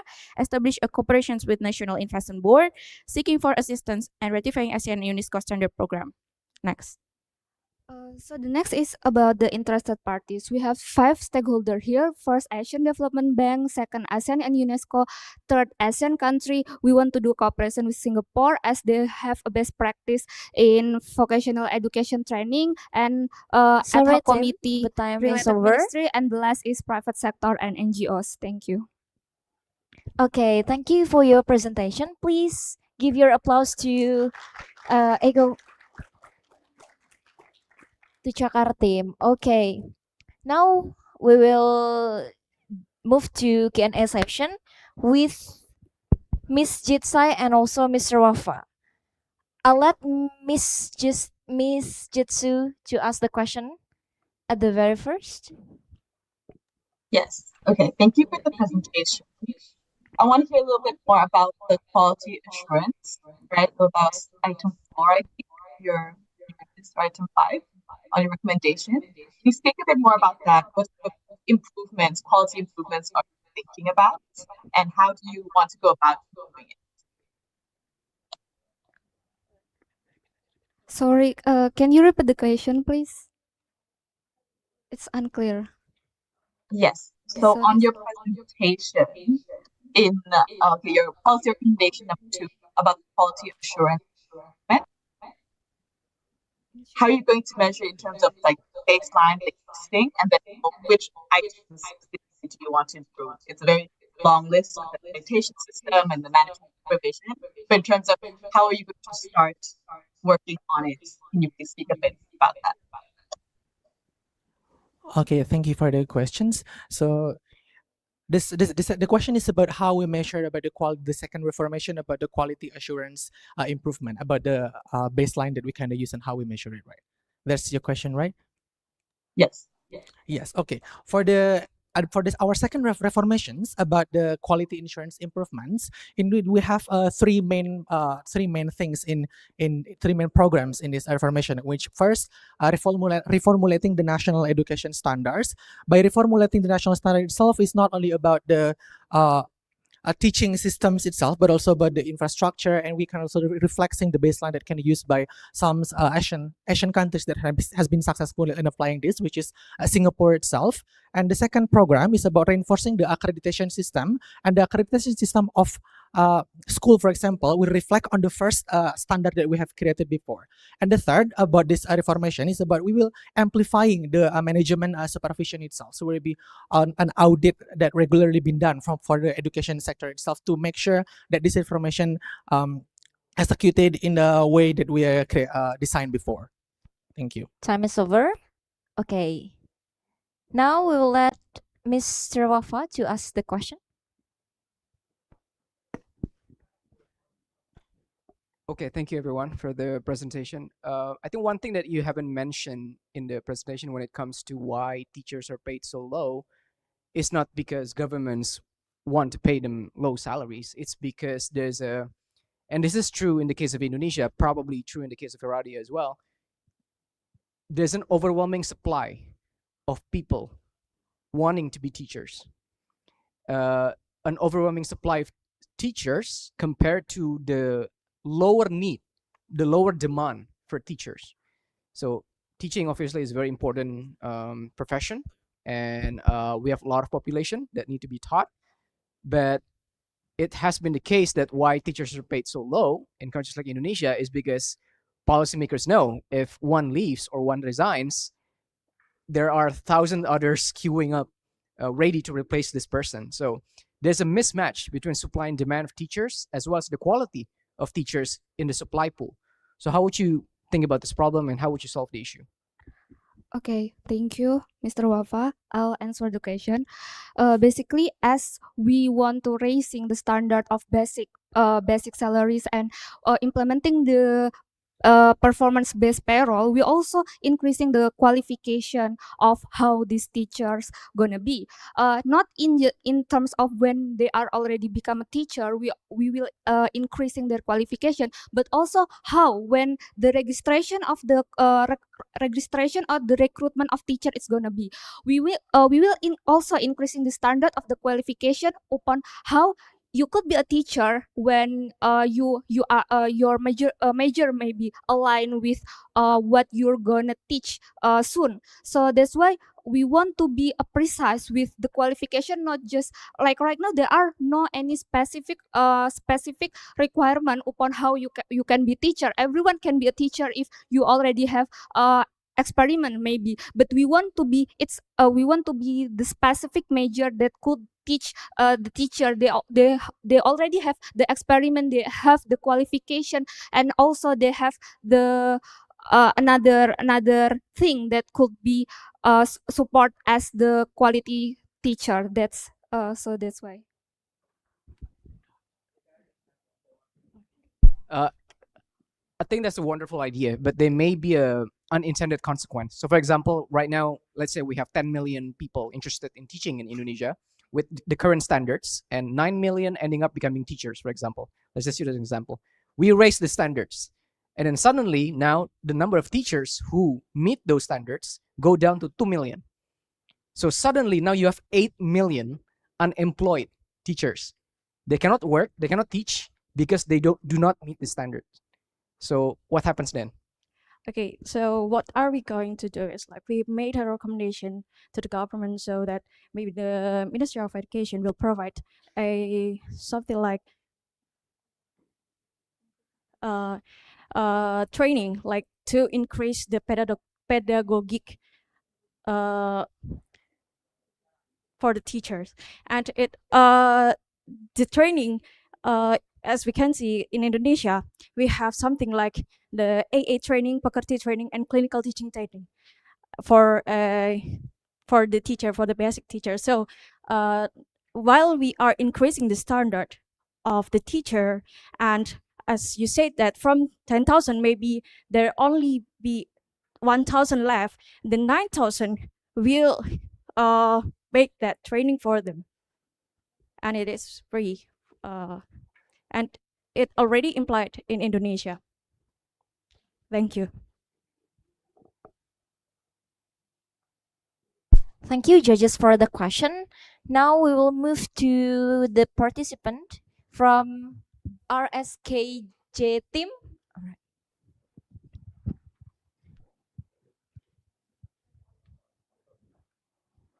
All right. Thank you for the presentation. So we noticed that at least for the first three recommendations, you're changing things like changing the standards, changing the accreditation system, whatever. And the last recommendation is the part where you really said about incentivizing or like the financing part of this whole initiative, right?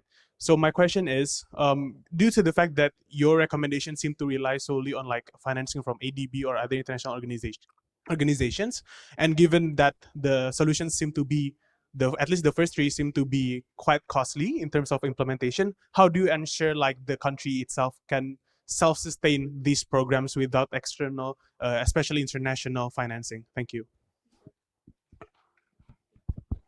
So basically, you want to ask what the funding mechanism not exclude from international funding, right? Yes, Exclude. how you can self-sustain. Thank you. Okay, so basically, yes, we have to.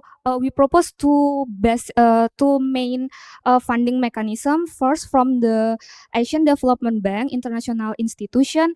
From the DLIs, we offer result-based financing. It's a mechanism which the disbursement of funding will be disbursed by several indicators. But second, we also offer the financing from public-private partnership or PPP. In here, how actually we involve private sector. The private sector will funding and support infrastructure development to build Sorry, school Tim, or the time is technology, over. in terms of with low interest like that. Okay, thank you for the question and for the answer. Now we're going to move to the next team, which will present the policy recommendation. Please give your applause to the team.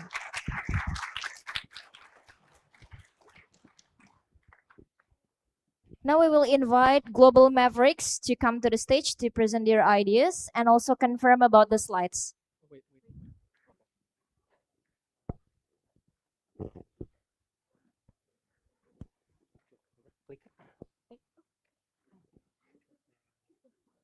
Thank you. Okay, thank you.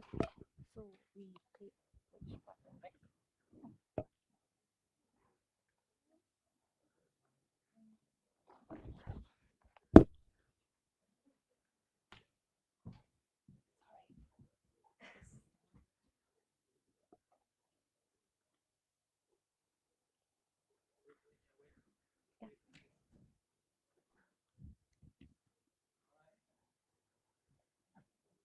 Okay. Is it the correct presentation? Yes. Can we click if it's work? Yeah. Yeah. We have to. Oh. Oh.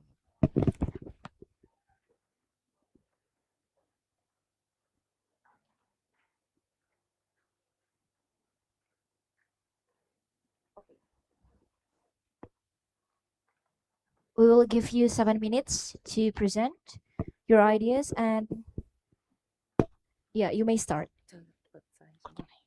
We press this button to move forward. Okay. Click.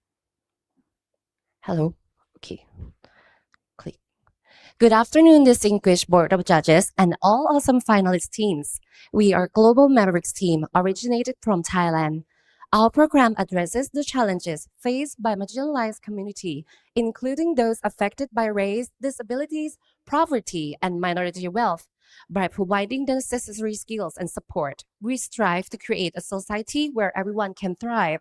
Waradia showcases the impact of our policies, which can solve real-world problems. With our commitment and innovative policies, we unlock potential and make lasting change, embracing possibilities because with our program, we empower individuals to craft their own path in the digital world. Next, let's go and look what we found. In our pursuit of finding better solutions, we conduct a thorough analysis of Viradia.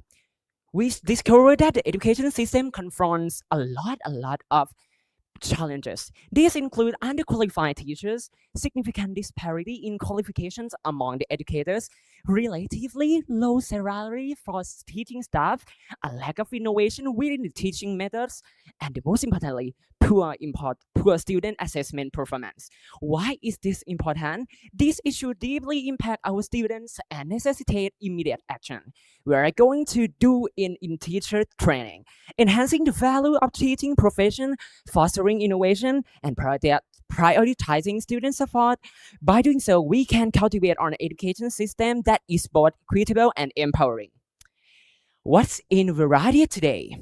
Viradia grapples with a lot of significant obstacles such as high student-teacher ratios, literacy gaps, and misaligned curriculum. However, we hold a potential to combat this issue, which is digital literacy. Embracing digital skills, it makes us be able to use digital literacy to revolutionize learning. Why is this important to you guys? Because education profoundly impacts us all. It shapes individual, most societies, drives economic growth, and paves the way for a brighter future. The situation of Varadia is similar to Thailand, where both of us come from. Everything together, we can guarantee quality education, equitable opportunities, and the vital skill needed for our success. And the stakeholders, things can't be done alone. So let us go and meet our stakeholders. Okay, for the first one, our government agencies, there are a lot of things, such as the Fiscal Policy Office. They are important partners that will help us in securing funding, build infrastructure, and make digital literacy come true. And the next one, international organization. They are going to bring global expertise and implement our best practice in digital literacy and to make it go to a global scale.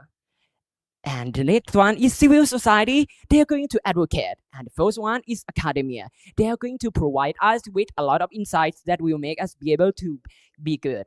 And the last one is private sector. They are going to drive economic growth, innovation, and job creation. And that is it.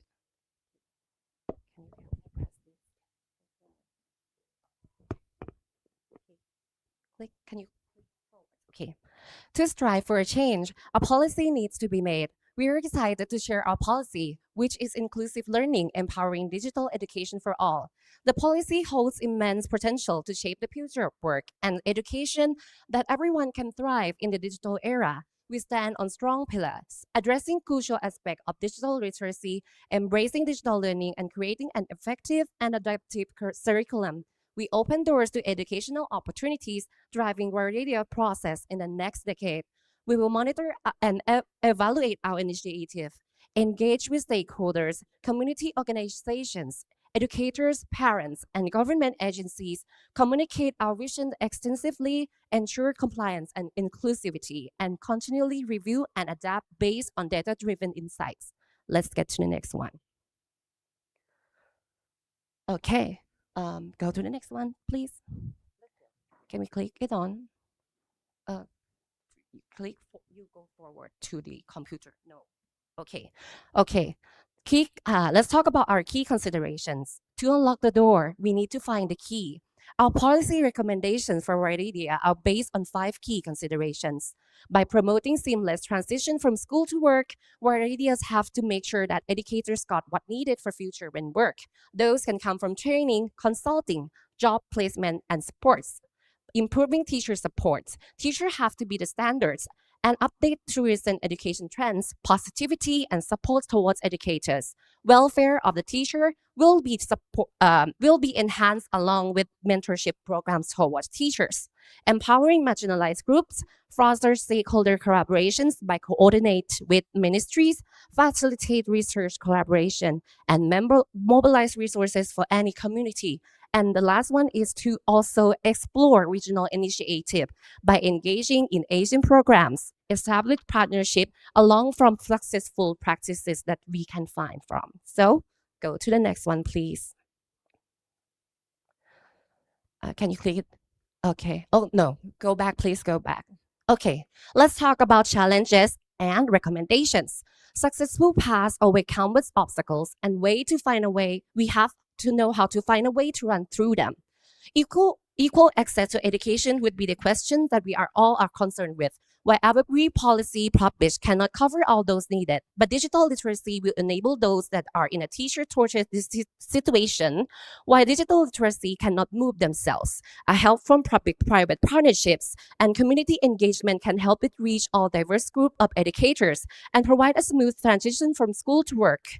Secure funding will help to support the implementation of digital literacy alongside improving teachers' incentives and also establishment of teacher mentorship programs can help us maintain high education standards, and funding can also help to tailor support to disadvantaged students.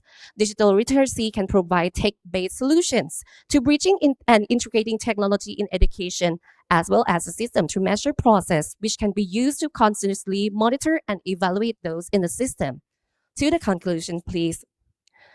This step will help to shape a brighter future by study, evaluate, promote, adapt, tailor, encourage, establish, learn, and strive toward inclusive digital education to all those needed, whether it's educators, teachers, community, stakeholders, and interest parties. Thank you very much for our presentation, and we hope you guys enjoying today's. Thank you. Thank you. Thank you, Global Mavericks. Now, we're going to move to Q&A session. We will let Mr. Daniel and Mr. David to ask the question. First, I'll let Mr. Daniel to ask the team.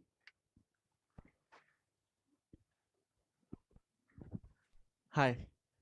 Thank you so much for the presentation. A lot new ideas, a lot new initiative that you are presenting about to solve the issue about the inclusive learning in the ASEAN. So my question is about related to this strategy that you have, and currently we are facing about the industrial revolution 4.0, right? All job replaced by the machine, all job replaced by the automation, right? And then we only have limited time to solve the issue, and then based on your strategy, that will be a very long-term strategy. This is my first question: how many years the implementation of your strategy? For example, if we put the strategy on this year or next year, the impact will be next 3 years or 4 years, and then we already facing a lot issue on the industrial revolution by the robotic, by the automation. So the first question: what kind of your timeline to predict the outcome on this result? The first thing, and then second things, what kind of strategy and curriculum that you're thinking if you're focusing about the digital literacy? What kind of your focus to put on the digital literacy? Is it only to learn about to use the Excel, Word, or more advanced on the computational thinking, or on the logic on the logic curriculum? So that's the second thing. What kind of digital literacy skills that you're focusing to improve, to implement on this strategy? I think that's the two questions. Thank you. So, on the very first, your question was for me is kind of inaudible. So, can you please repeat the first one? Okay. Yes. The I'm first sorry. one, yeah, the first one about the timeline. Yes. What kind of your strategy? What kind of outcome that you are thinking when the outcome will be achieved on your strategy? Is it will be achieved on the next 5 years or next 3 years? Oh, okay, nice. Thank you. Okay, so our focus on digital literacy, since our digital world is just coming to us, so if we look deep into what we can achieve, I think maybe 10 years would be enough to be able to reach the to be able to let the digital literacy reach to most of us. But in 5 years, maybe the digital literacy can reach to majority of us. While digital literacies cannot help to provide all of them, include especially those minorities. So it would be my answer on that, maybe like 5 to 10, but 5 on majority and 10 on minorities. Right. So can we answer the second question? Okay, so for the second question, for thinking that how are we going to use like digital technologies to help, right?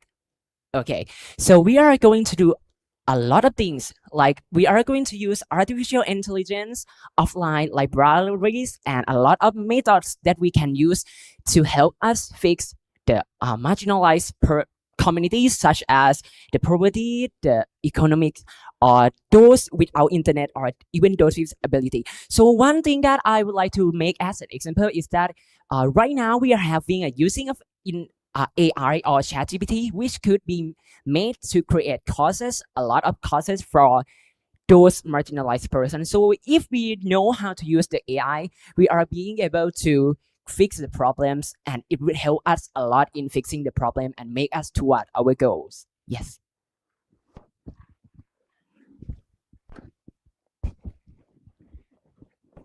Okay, I saw I understand the inclusive and access through digital education as a policy intent. What I wasn't so clear about was that in your considerations you mentioned industry, but I don't see the role of industry in any of your policy recommendations. Maybe you want to elaborate a bit more on that. Basically, what is the role of industry, and is there a policy that enables industry to couple with any of your policy recommendations? On this, on the sorry, I cannot hear these questions well. The Oh, industry, private companies, private private companies, companies industries. in How this. are they involved in your policy recommendations? Oh, in our policy recommendations on private sector. Okay. So I'm sorry that we didn't talk about that. So our private sector evolves in community, right?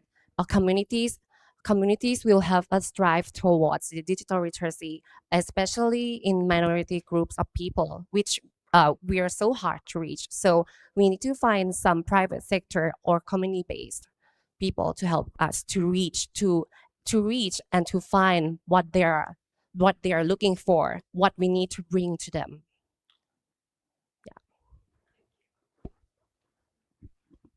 Okay, all right, thank you. Now we will move to the delegates, which is Alician leaders, to ask the question.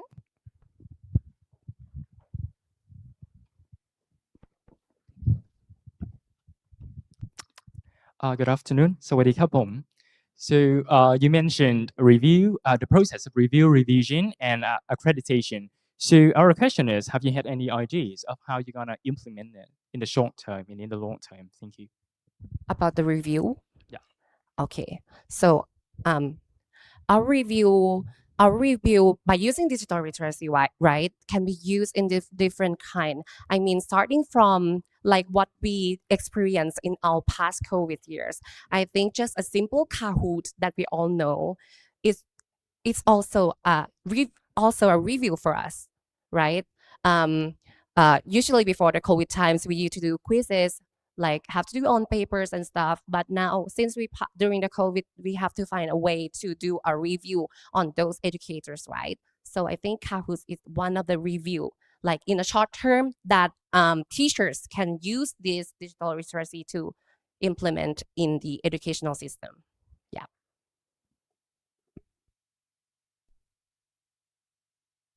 Thank you for the question and also the answer.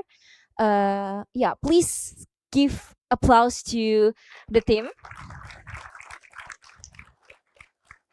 Okay, for the next participants, we will give the question for one judge only in one question, and also for the participant for one question, since we are approaching for the deadline and also the end of this competition. So we will invite the next team. Who is the next team? Okay, please welcome EcoVision to the stage.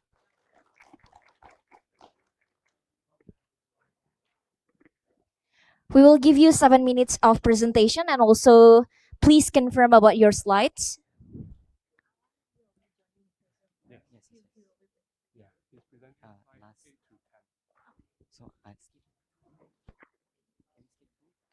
You can check the pointer at the, yeah.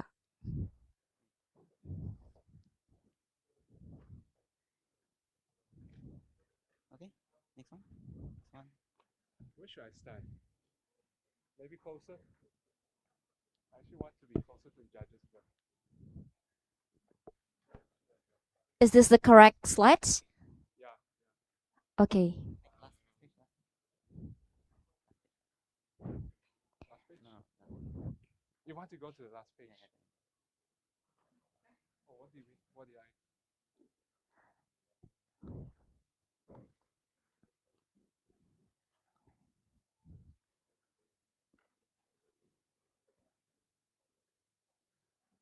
Yeah, it's good enough. Okay. Okay, we will give you 7 minutes, and you may start now. Good afternoon, esteemed judges, the organizing committee, and fellow consultants. Today, we stand before you armed with a powerful vision and a strategic plan to propel Marival towards a more sustainable and prosperous future. I'm Dylan from Singapore, and with me today are our associate partners, Alan from Indonesia, who's joining us virtually, and Yuneng from Brunei. Together, our team at Marival & Co. are here to present our EcoVision 2060 strategic plan, promoting stronger ecosystems and a stronger ASEAN. Marival possesses substantial renewable energy potential, including hydro, solar, geothermal, and biomass capabilities. Astonishingly, only a mere 0.3% of this potential has been utilized thus far. To unlock this vast potential, we must foster an environment that attracts higher levels of local and foreign investment, leveraging the expertise and resources of diverse stakeholders, something that they currently don't have. Now, one of the biggest hurdles facing Marival lies in the absence of a clear, stepwise, and long-term strategic policy design. Another critical consideration is the high upfront costs associated with renewable energy infrastructure and relatively low returns on investment. As a result, investors and banks often choose coal power generation, which some of the teams mentioned earlier, seen as economically feasible with higher returns. Moreover, the ever-changing regulatory frameworks pertaining to renewable energy in Marival created a sense of uncertainty among foreign investors. With a robust economy boasting a high GDP and impressive annual economic growth rate of 5.31%, Marival holds immense potential for a successful renewable energy transition. However, the reality is far from ideal. The country has set a bold target of achieving net zero emissions by 2060. The extent of Marival's renewable energy potential and its utilization stands at a mere 0.3%, presenting significant challenges that must be addressed. And to gain further insights, let us draw a comparison and a parallel to Indonesia. So in terms of GDP and annual economic growth rate, Indonesia shares similarities with Marival. They both have ambitious targets aiming for at least 23% of renewable energy in its primary energy mix. Yet Indonesia, like Marival, faces its own set of challenges. So how do we unlock this potential? How do we get the utilization up from 0.3%, to at least 50%, and then so on and so forth? We believe this really requires all agencies, all stakeholders from all sectors of society to be involved. Why? Simple. Because everyone is part of the nation, part of Marival.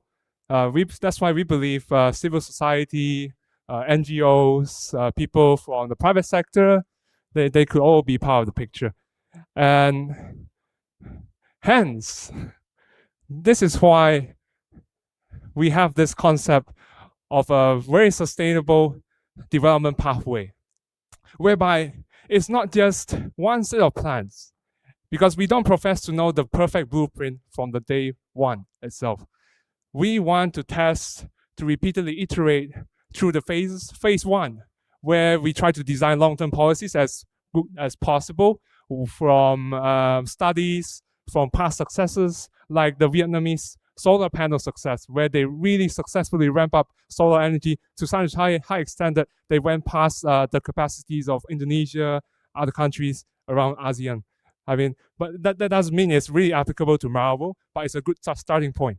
And that is precisely our point again, because Marival itself, we don't really know all the whole statistics about Marival, but what we can say for sure is that not all policies from even, say, a country like Vietnam will apply in that scenario. We really, really recommend going through the phases, working on it. Maybe each cycle from phase 1 to 5 would be 8 to 12 years, and then just keep iterating and improving based on the feedback and the local conditions and so on and so forth.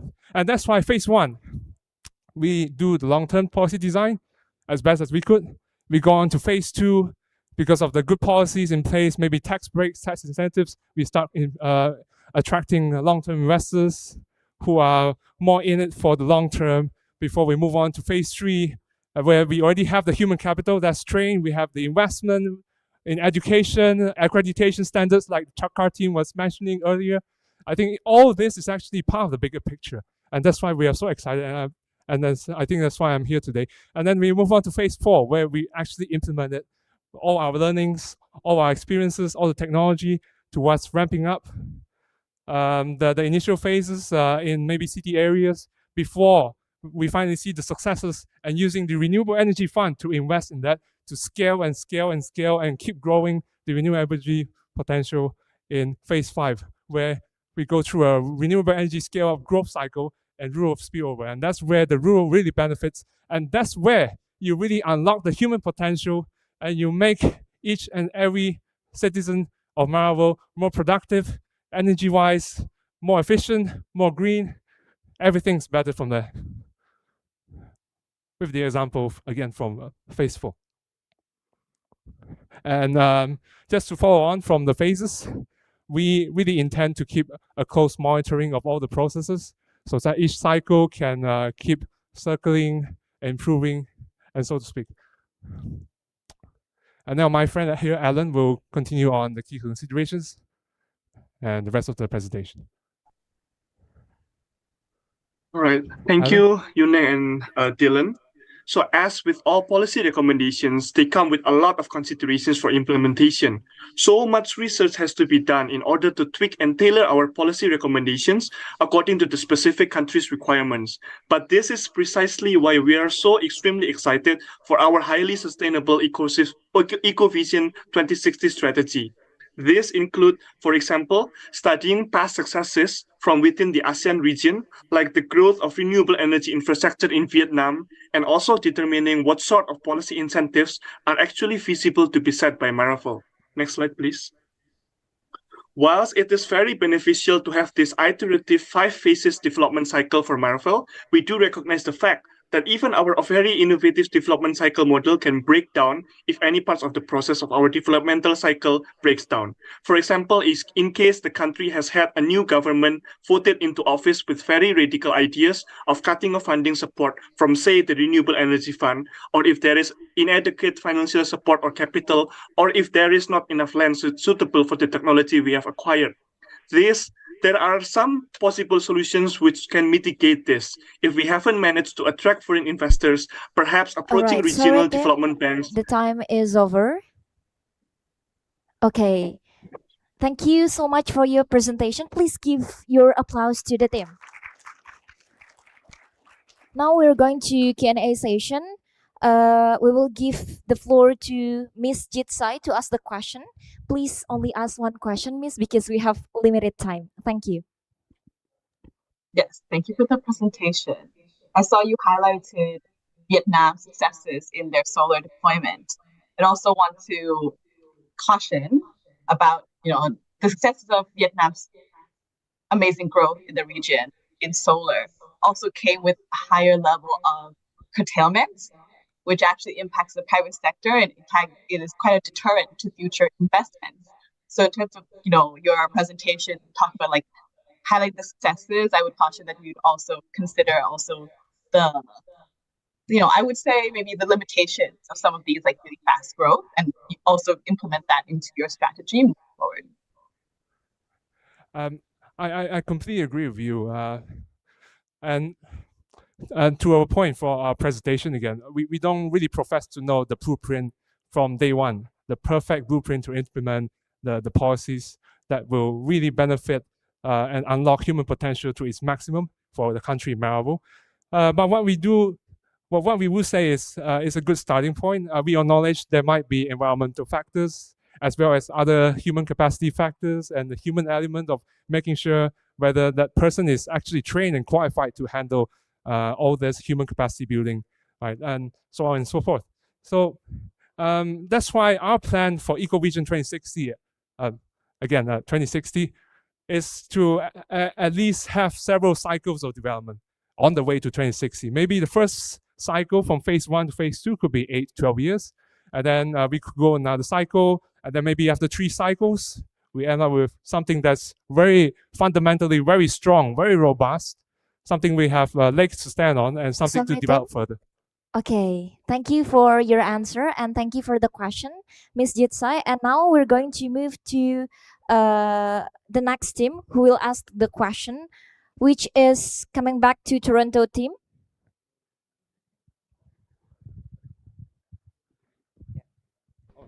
Good afternoon, everyone. Thank you, Team Ecovision, for an amazing presentation. and we're from Toronto Policy Front team. And I would like to ask a simple question: are there any risks that could happen when your policy recommendation is being implemented? If any, how will you mitigate those risks? Thank you. Sorry? Are Okay. there any risks that could happen when your policy recommendation is being implemented? Yes, good questions. And I believe that question is twofold. So there are risks, certainly, with any policy implementation.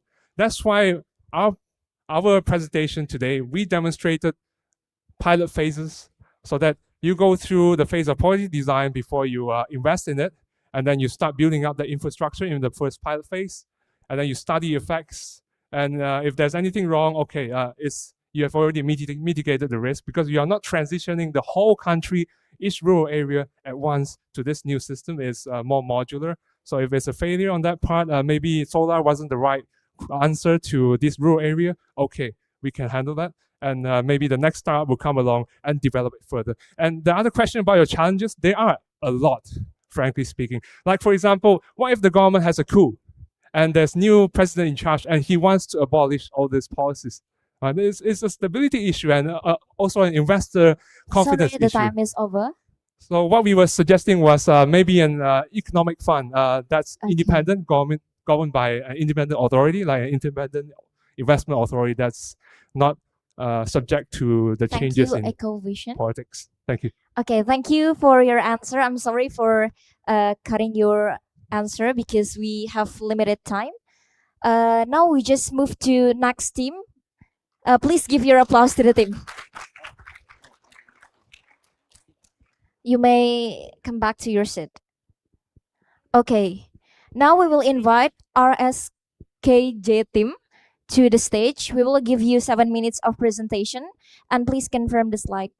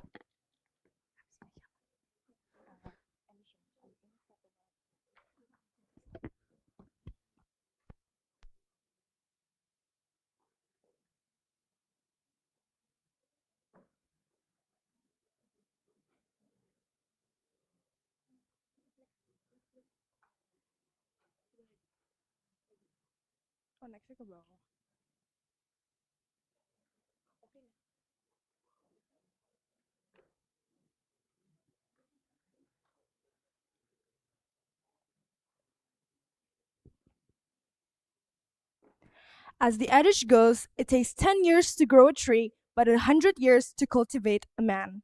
Good afternoon, judges and everyone.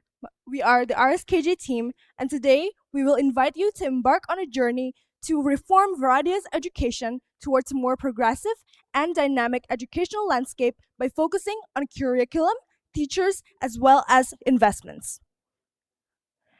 Judges and everyone, the key to a productive economy is its human capital. However, in the case of Varadia, its long-standing human capital issues and mismatch in the labor market, it makes it a threat to their long-term economic growth. We attribute these root causes to three main root causes in its unprogressive education system and its management. The root causes are concerning the irrelevant curriculum and outdated curriculum, as well as unqualified and underdeveloped teachers, and lastly, the underfunded education initiatives. These issues make us question, how can Varadia develop an education policy framework that is comprehensive, dynamic in regulating curriculum, teachers, and funding, and addressing the issue of human capital in its country? In order to analyze the condition of Varadia currently, we took a broader context in ASEAN. Our findings realize that ASEAN as a whole does have issues in terms of its left-behind curriculum, low teachers' quality, and constrained education budget. In terms of curriculum, it's not only about the substance, but the learning outcomes that are not ensured throughout its learning journey. In terms of quality of teachers, it's not only about the standards, but also recruiting the best teachers and the best candidates to fill the roles. And as well as education budget, which is constraining its innovations. And thus, we believe a comprehensive education policy framework is required. All right, so what we have in mind, the principles that are the most key when it comes to making lifelong learning education policy making is, first of all, multisectoral. We believe that interest and wisdom from many sectors can be put into mind into making a better education policy. Next, intergenerational. We believe that lifelong learning should happen at all stages of life and that learning happens both in classes, outside of classes, in formal, non-formal, and also in formal setting. So there is no reason to not learn. And intercultural, we realize that an exchange of culture will continue to prove the longevity, accessibility, and also the will to learn when it comes to educational policy. Can we please get back to the deck?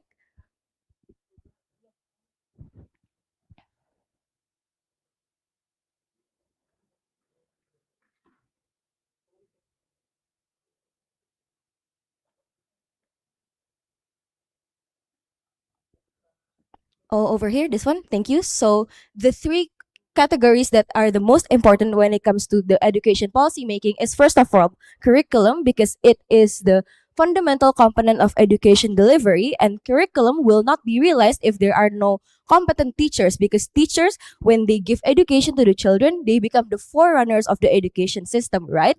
But then who will support the curriculum and also the teachers? Well, this is where public-private partnerships comes into place, because these public-private partnerships become a primary pushing force of reform that will help alleviate the government's burden for education. Next.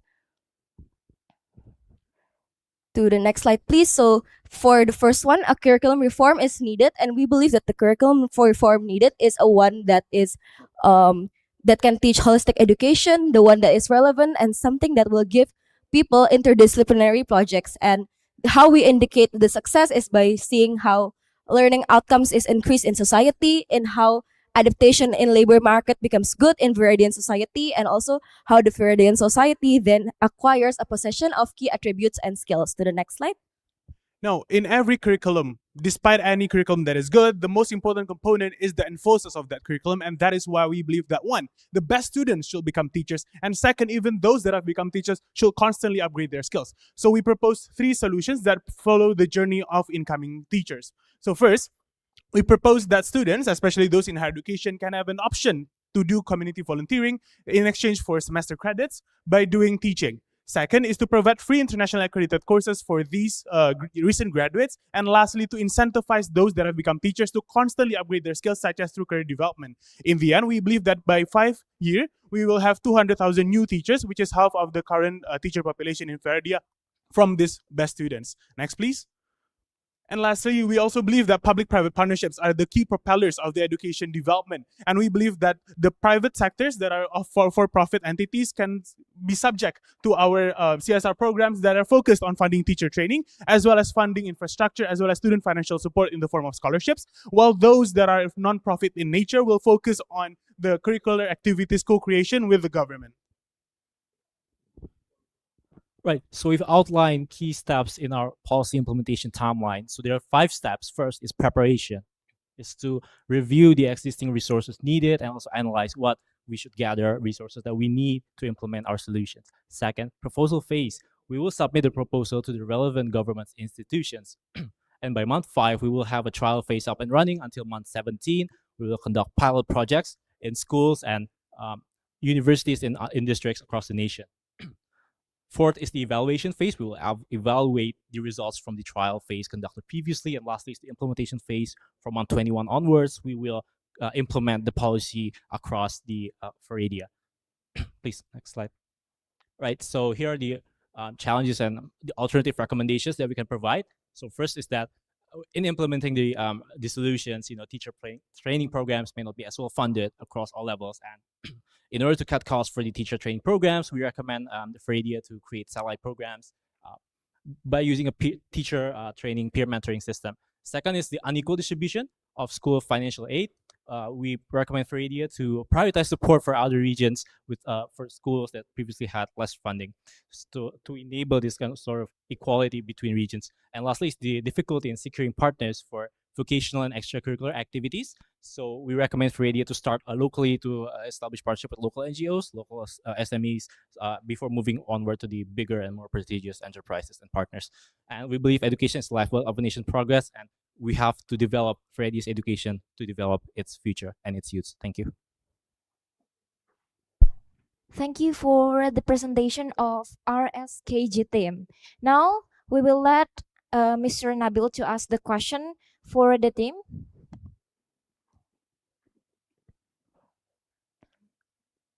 Hello, Mr. Nabil. For the check, will you hear me? Yeah, okay. So, thank you so much for the RSKG team. Your presentation is well prepared, I would say. I want to ask for a couple of clarification for the implementation. Which part do you think will be the best kind of the priority for the implementation of your policy, and what is the reason for that?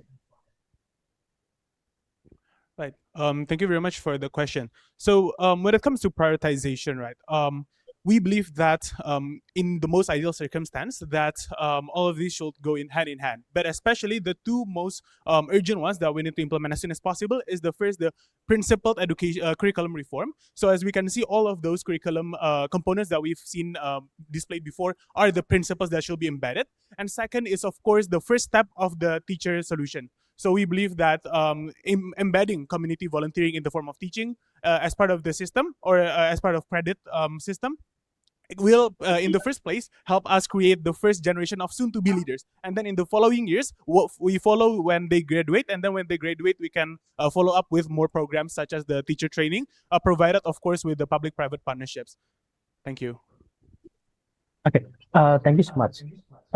For the curriculum reform, actually, such as in Indonesia, they are quite prone with the political aspect within the country. Let's say if we have a new minister of the, or a new government, the curriculum probably changing again.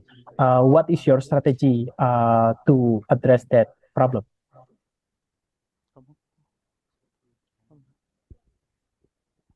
Okay, thank you for the question, sir. So I think when it comes to the government project, a very big principle of evaluation when it comes to evaluating government projects is also seeing how it is then received by the society, right? So for example, if a government program is then already perceived as something prestigious, is perceived as something useful by the people, it will create a demand by the people, which will push the government to create another program. For example, like if we're currently seeing how Jakarta's branding Plus Jakarta is currently right now about to be changed, right, because of the changing government. But many of the Jakartan people like the idea of Plus Jakarta, and hence they push the government to still keep the program. And I think this current demand and supply from the government and also from the citizens can be a good way to implement the program, the mandated program, and the learning in the long running. And just to add a bit on that, we've structured our solution. We're sorry. Okay, the time is over. Thank you so much for the question and Thank you so the much. answer. Now we'll move to Toko Jaya team to ask the question.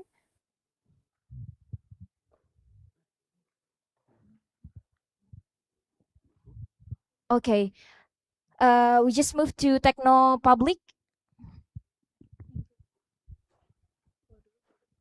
Okay, thank you RSKJ team for your presentation. I think that was a very nice, very structured and very clear. We can see what your ideas were. And I think one question that I want to ask is there any stakeholders who will be less incentivized with your policy recommendation? And how will you tackle this risk in your policy implementation plan? I think that's all from my question. Thank you.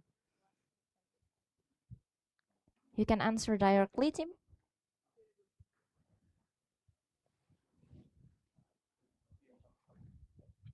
Right. Thank you for the question. Maybe for our team, regarding the stakeholders who are maybe less incentivized, it could be probably, let's say, corporations with no direct alignment to, let's say, education sector, or maybe corporations that have already has an established CSR program. So one of our key strategies is we want to utilize these CSR programs, right, from corporations to fund our policy solutions, and corporations who may not have a direct interest in the field, education field, may not be incentivized as much. Maybe my friend can add. Okay, just to add on, I think one of the main challenges in education currently is that education is seen as a separate entity, a separate system to the rest of the community. So it seems like stakeholders outside of the ecosystem would not be benefited as much. And as my friend has said previously, we believe that in order to the dark effects of implementing this policy is that it will make education a part of the biggest ecosystem so that everyone around it can be benefited. So yeah, thank you very much. That's all from us. Okay, thank you for our SKJ team. Please give your applause. Okay, you may go back to your seat. Last but not least, this is the most weighted team because the last team of today's competition. We will invite Elysian leaders to the stage. Please come forward and we will give you 7 minutes of presentation. Please check your tag at the very first.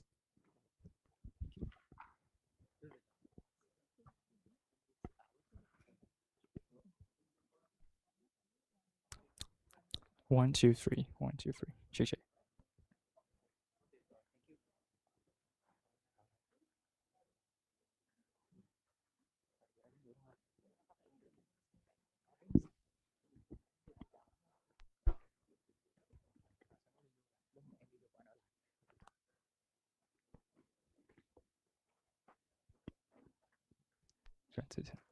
Xin chào, selamat siang. Kami adalah perwakilan Vietnam untuk tim Elysian Leaders. Ladies and gentlemen, we are Elysian Leaders and we are from Vietnam. And my name is Eric. So the last time we said that we were ready to be in Jakarta, and today we're standing here. So to start our presentation, I would like to ask you one simple question. What is it? Yes, it is a smartphone. So have you ever wondered what is the difference when a person from an urban area and the one from a rural area when they use a smartphone? So our answer is, for a person from an urban area, they can make 3,000 USD every day when participating in e-commerce transactions. Meanwhile, a rural area can make 3 phone calls with their family members, and sometimes 3 can be lowered down to 0 because here in Vietnam, we don't like to make phone calls. And that is what is happening in Alice, the country that we are representing. So we lead a thriving economy, witnessing a very significant economic expansion and untapped potential to step up e-commerce. However, the problem is there's a huge gap in digital literacy and digital accessibility, especially for people coming from ethnic minorities. So the story today will be about the gap. The first question is, what causes the gap? So after consideration, we list many causes, all leading to one main root cause: the problematic implementation of policies. So it's not that we don't have the policies. We do a lot. However, the point is the implementation of policies is very problematic. So the second question is, how can we do with that? So what we need to do now is to devise a new policy which can rectify the shortcomings of the policy existing, and in so doing, we can bridge the gap and welcome new e-commerce opportunities. Selamat siang, I'm David. And so the second question is how to bridge the gaps. We Elysian leaders propose Elysia's Program 2025-2030 or CITRAM, containing the guidelines and 2 blueprints with 4 projects. Okay, for the guidelines, we will set a foundation for administration and operation of the policy implementation.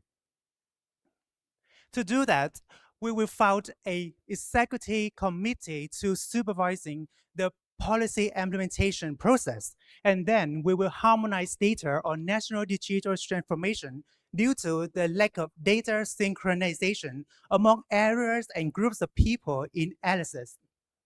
And next, we will develop a detailed set of criteria to measure the effectiveness and also detect errors in policy implementation. To the blueprint on digital literacy, we will target enterprises, rural students, and ethnic minorities. And we would like all of you to focus on policy number 11. We will leverage the community houses in disseminating digital skills for ethnic minorities because we realize the importance and the role of community house in the cultural life of ethnic minorities. Next, we will move on to the blueprint on digital accessibility. We would like all of you to focus on policy number 17. We will facilitate village internet centers to ensure the digital access of ethnic minorities, especially those with low income. And with these policy recommendations, who will be involved? For stakeholders, besides governmental organizations, private sectors, and beneficiaries, we also promote the engagement of civil societies, youth organizations and NGOs, and also the cooperation with international organizations. And for example, the youth organization and international NGOs can form small groups to come to localities and disseminate digital skills for ethnic minorities. Thank you. So what to solve? So among the considerations that we have shown on the slide, we mostly focus, and the system also has to the two priorities. The first, the youth, because in line with the initiatives from the United Nations, the youth also the generation of future generation of the country, and they're also one of the most capable factors to the sustainable development of each country. And besides, is the integration. So as the saying goes, if you're gonna go fast, go alone. But if you're gonna go far, then go together. Therefore, this system projects emphasizes the solidarity between us and member states and also allies to cooperate and join hands together to give the best results and also solutions to the problem. So, but the challenges are inevitable for most developing countries, and allies is not an exception. And for this, among these challenges we're showing, we mostly emphasize the connection between local authorities and also the government, because without all the solutions that mainly focus on this, all the efforts would be like finding a needle in the haystack, because they would affect heavily and strongly to the effort of the whole country. And to conclude, why does the system project should be adopted by the Alexin government? Because we believe that the inclusivity in connecting the regions, the two regions, and to bridging the gap between these two regions, and also the sustainability that we are heading through the cooperation and engagement with the youth who are our future generation will be the main keys for success. And in the spirit of ASEAN, unity in diversity, and also along with the epicenter of growth initiated by Indonesia, we believe that together, the allies and the people of allies will grow and address digital gap ahead to get a step. Thank you so much for your attention. Terima kasih. Thank you, Alician leaders, for your presentation. Now we will invite Mr. David to ask the question to the team. Thank you. I would like to ask about your executive committee. Who forms it? Who chairs it or drives it? And who are your ministry partners for your project 1, 2, and 3? Can I have the slide, please?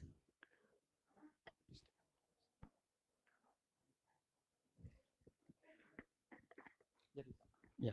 All right. So for the executive committee, so you can see that the Ministry of Education, the Ministry of Rural Development, and the National Committee on Ethnic Affairs will be the persons or the parties who are in charge of chairing and also operating this executive committee, because the engagement of this party will mainly focus on emphasizing and also executing this mission of eliminating and bridging the gap between the two regions.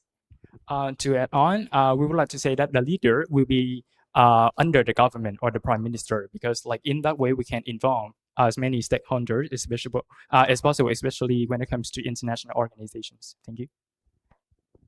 Okay, thank you for your answer and also the question from judge. Now we're going to invite Deli Serdang to ask question to Elysian leaders.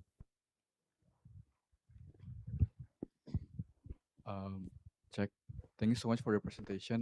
Really enjoyed and very nice presentation. My question would be about the beneficiary communities you guys mentioned earlier, about the monetary incentive. How do you guys ensure that the monetary will be delivered into the right hands? And it is actually regarding to the second question. How do you ensure that the right ethnic minorities will receive the incentive? Thank you. All right, thank you. Thank you so much for your question. So we mentioned the monetary incentive because we believe that it's like we have heard during the talk show earlier this morning.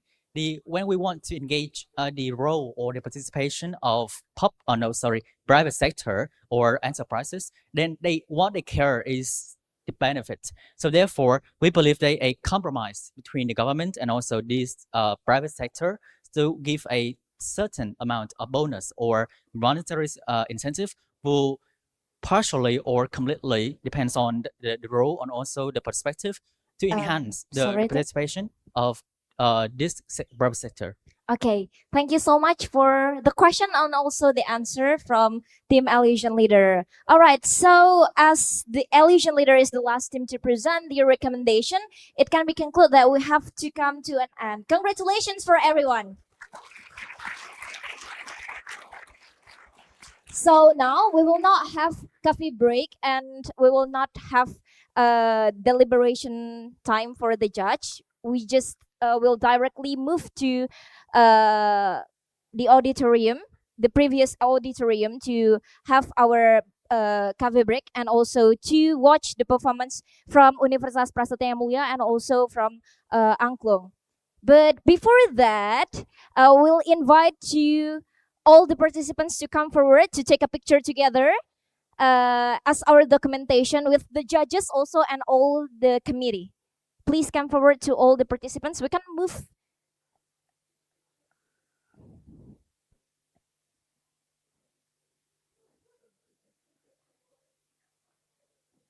So the judges may stand in the middle of the groups.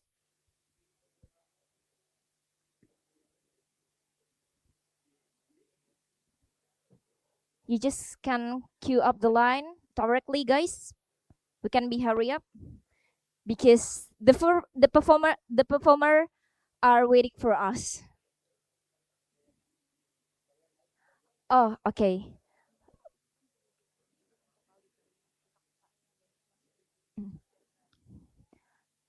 Okay, you can guys just move to the stage for the boys probably or the committee.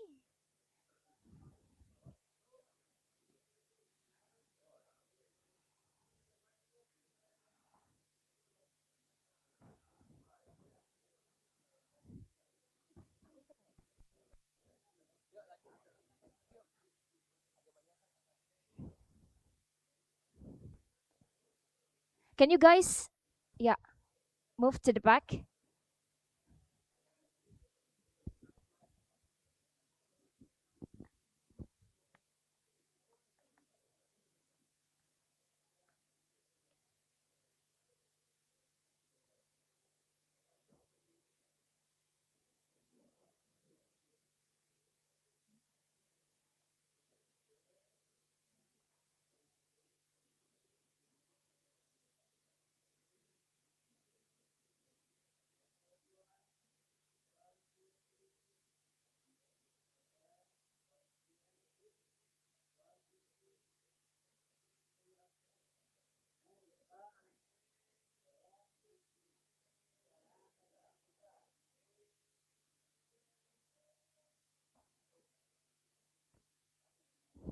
Okay, thank you for everyone. You can go back to your seat and also, okay, we'll take a video.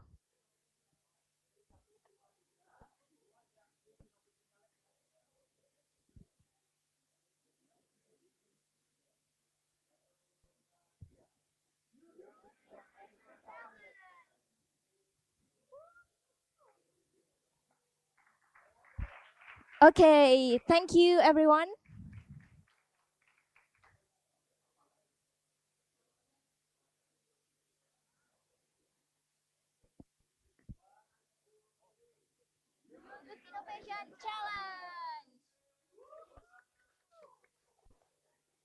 Recording stopped. Okay, thank you for everyone.